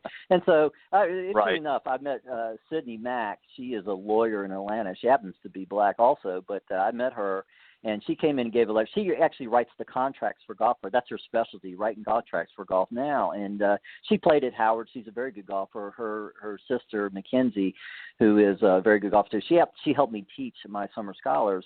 And obviously they have a very interesting Black Girls Golf. They're both black females themselves and terrific golfers. And so they've helped me greatly. But Sydney's great. I mean, she says, look, here's how you have to write that contract. So, but golf courses need to understand it can't be cheaper on Golf Now. You're ruining your rack rate and you're discounting your fees. And so what the idea was, it's incremental revenue, but it's not in terms of you look at the yield. So you have to be really smart about this, because if you offer a discounted tee time with Golf Now, you say, well, it's incremental revenue. Well, wait half a minute. But maybe what you did is you took the golfer who's playing rack rate and go ahead and use that rate. And what you've done is you've made your golfers a discounted golfer. And so you're actually losing revenue, losing total revenue. So we go through that in class. Obviously, that's a great class exercise. And we do that in the classroom to determine yield at a golf course, what will barter, and how much are you going to lose if you barter it. You got to write the contract correctly. And of course, Sydney did a great job. She's a lawyer,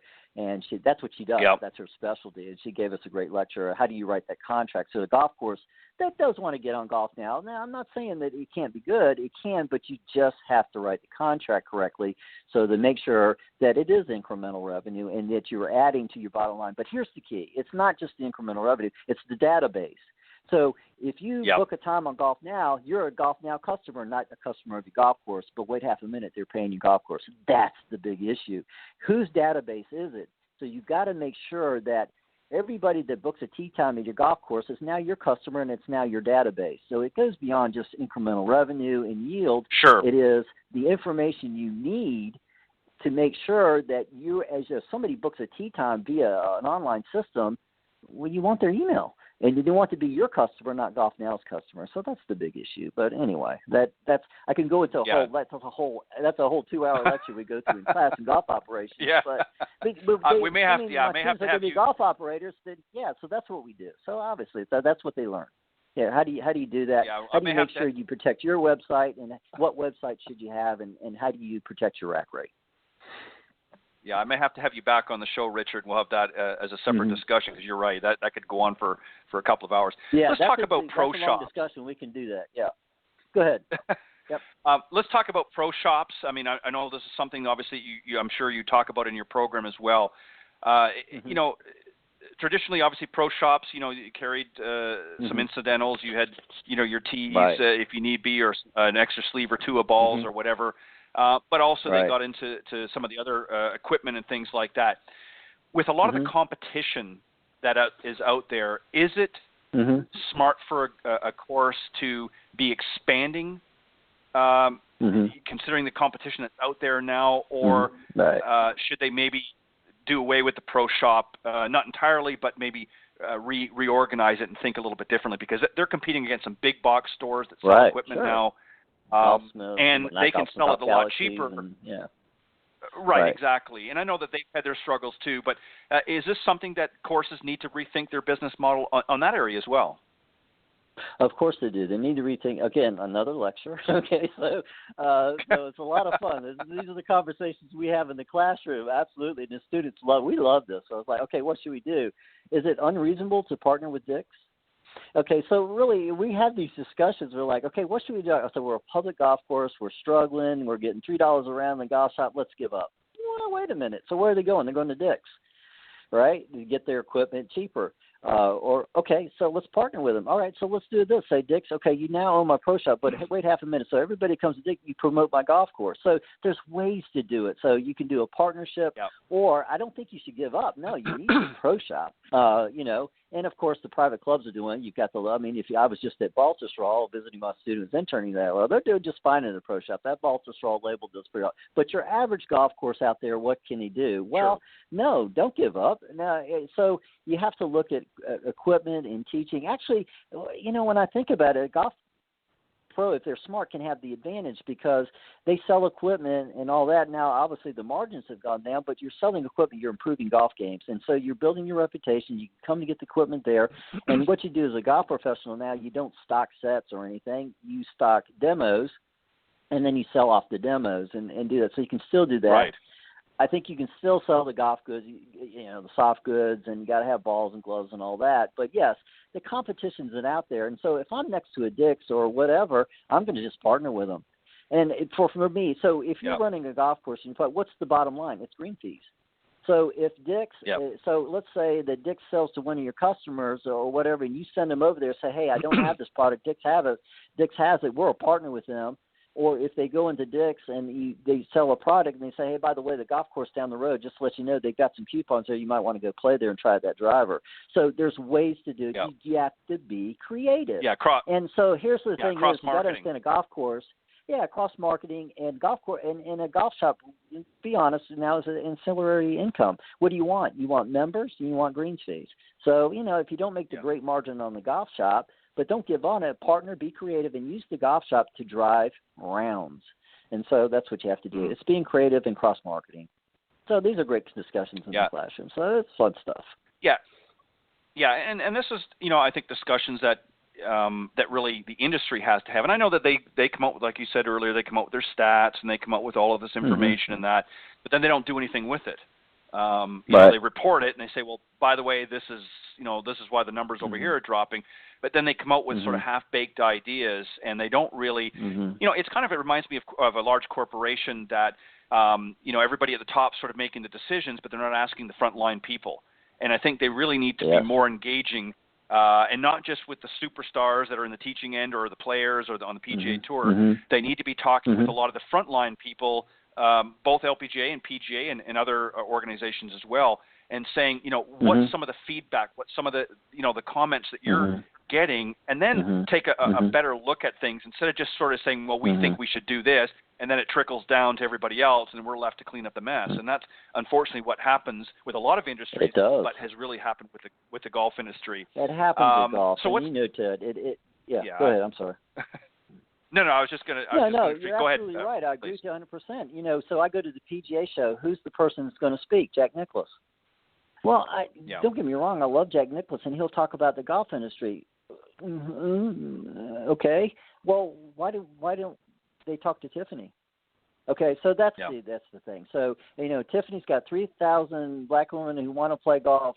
Shouldn't she be featured at the golf show and talking to the Golf Channel about golf? Don't get me wrong. I love Jack Nicklaus, but the heartbeat of the golf business.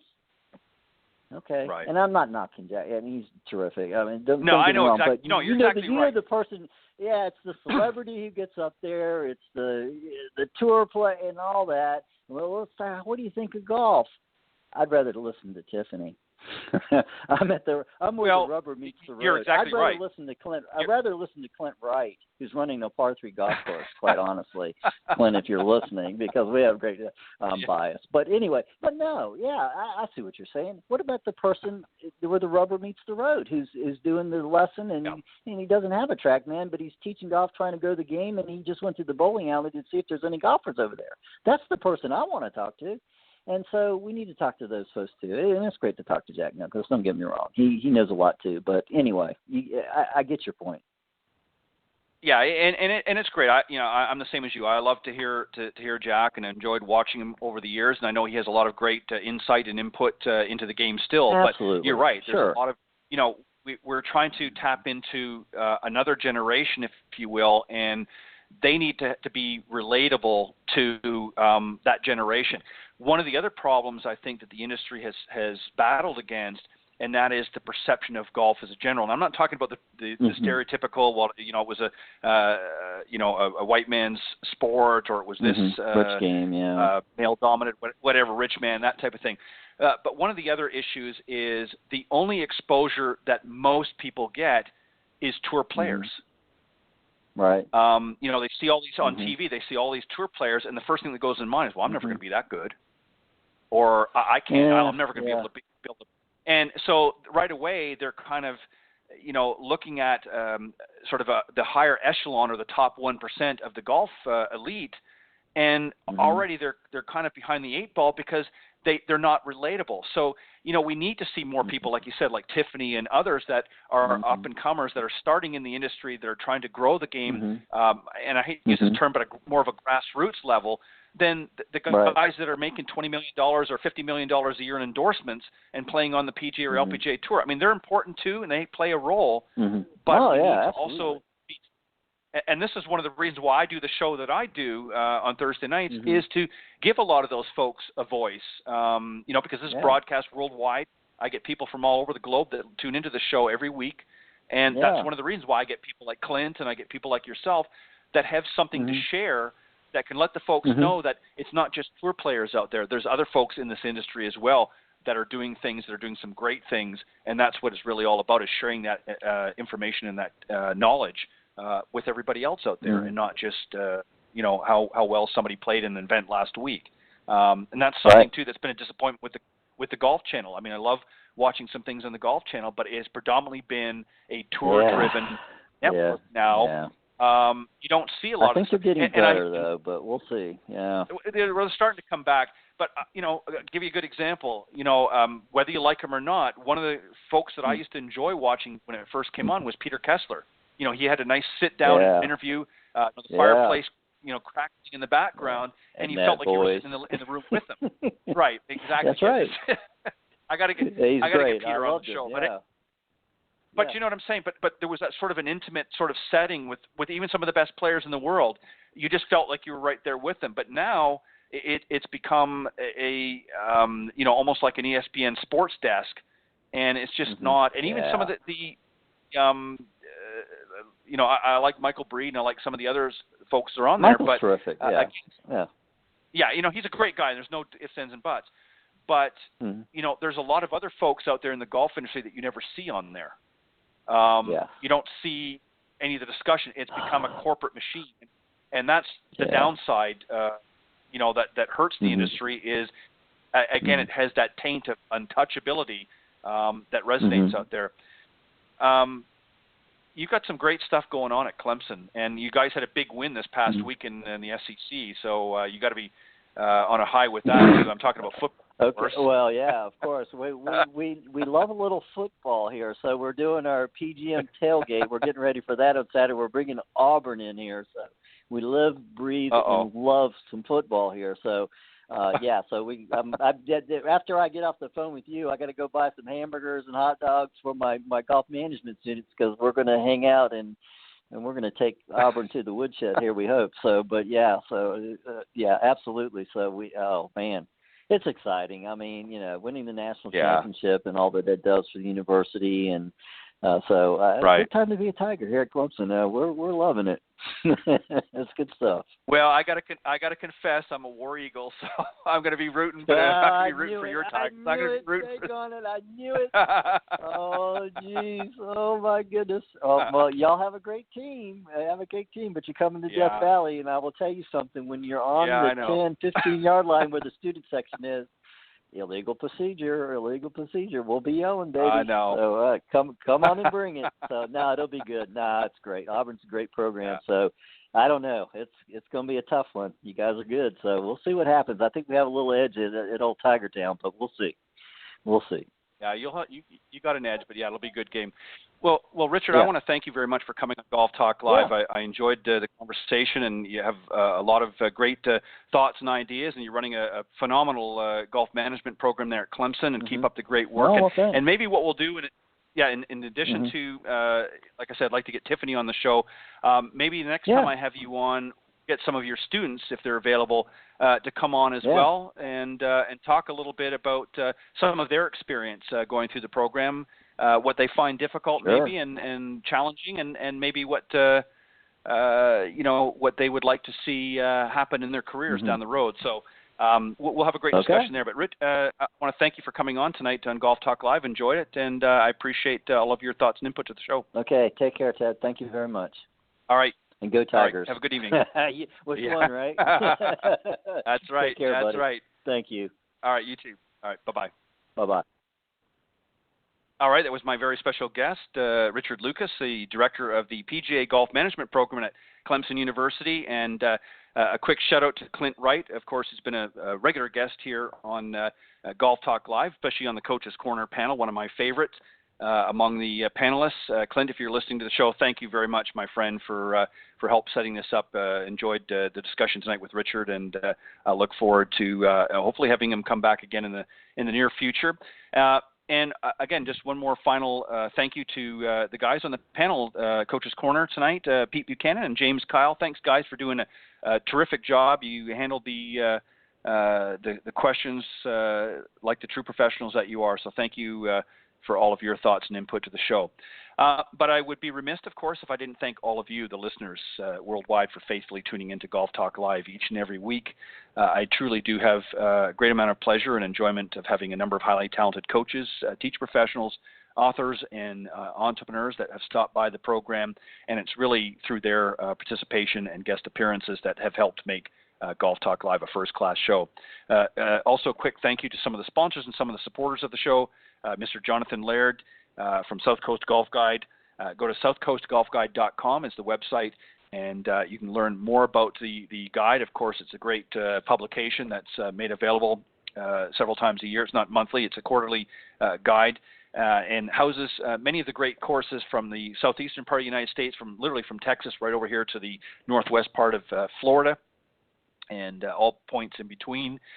So make sure you check out that. If you want to get a copy of the guide, you can reach out to Jonathan on southcoastgolfguide.com's website and request a copy be sent to you if you're not in the area, or if you're planning to come down to the area and maybe want to get the heads up before you get here, he'll be more than happy to ship one out to you.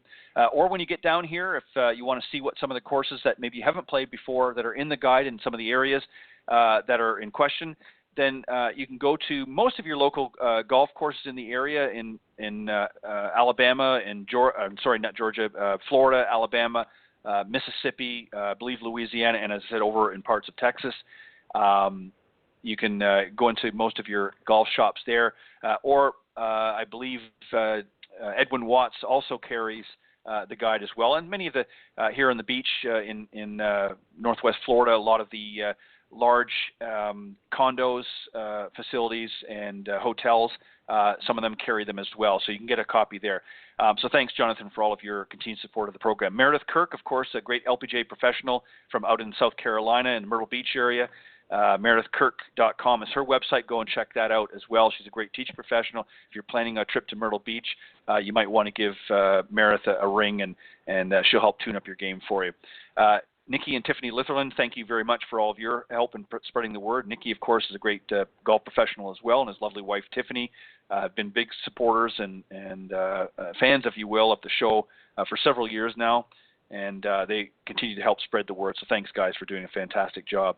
Mr. Bernie Pinder, another good friend of mine, the founder and owner of Ontic Golf, a great line of customized putters. Mr. Pinder has been a guest on the show in the past and has also been a good friend of mine as well for the last few years and has been a big supporter. So go to onticgolf.com and you can check out some of the great products that he has available there. Sean Kelly, of course, owner of linkedgolfers.com, a great social media site that he's developed off the premise, if you will, of Linked Golfers, which is a large golf group in, of course, LinkedIn, huge social media platform. Of course, it's the largest golfing group there. I think well over 45,000 members in the Linked Golfers community. And, of course, he's brought that out to his own social media platform, linkedgolfers.com. So make sure you check that out, Mr. Sean Kelly. And last but not least, my good friend from over in Ireland, Doyle Golf Solutions, Mr. Peter Doyle. Thanks, Peter, for all of your hard work as well and your continued endeavors to grow the game. And Peter, of course, is a great teach professional and also club fitter as well. So if you're over in the Ireland area, you might want to check out his website as well at Doyle Golf Solutions. Thank you, Peter, for all your continued support. And as always, again, thank you to all of my guests and all of the listeners out there. I really do appreciate that. One final thought and comment before I close out and give my final goodbyes. Don't forget, folks, for those of you in the Florida area, make sure that you listen to the broadcasts and that are happening with respect to Hurricane Irma. It is definitely going to be hitting us at some point, especially in the southern part of Florida in the next couple of days. So make sure that you, if you haven't gotten out of there, that you make preparations and get out there as quickly as possible. We want to make sure you're all safe and sound. Items can always be replaced. Human beings can. So take care. And again, feel free to reach out to some of your more prominent organizations like the Red Cross. Go to redcross.org or reach out to your local government community organizations to find out other areas if you want to donate some funds to help out some families, or maybe you want to pitch in and help out some of the disaster relief, particularly out in Texas right now. And obviously I'm sure there's going to be some other things happening in Florida once Hurricane Irma hits, and we'll keep you posted on that as well. But stay tuned, stay safe, and I will see you next week right here on Golf Talk Live. God bless everybody and have a great weekend.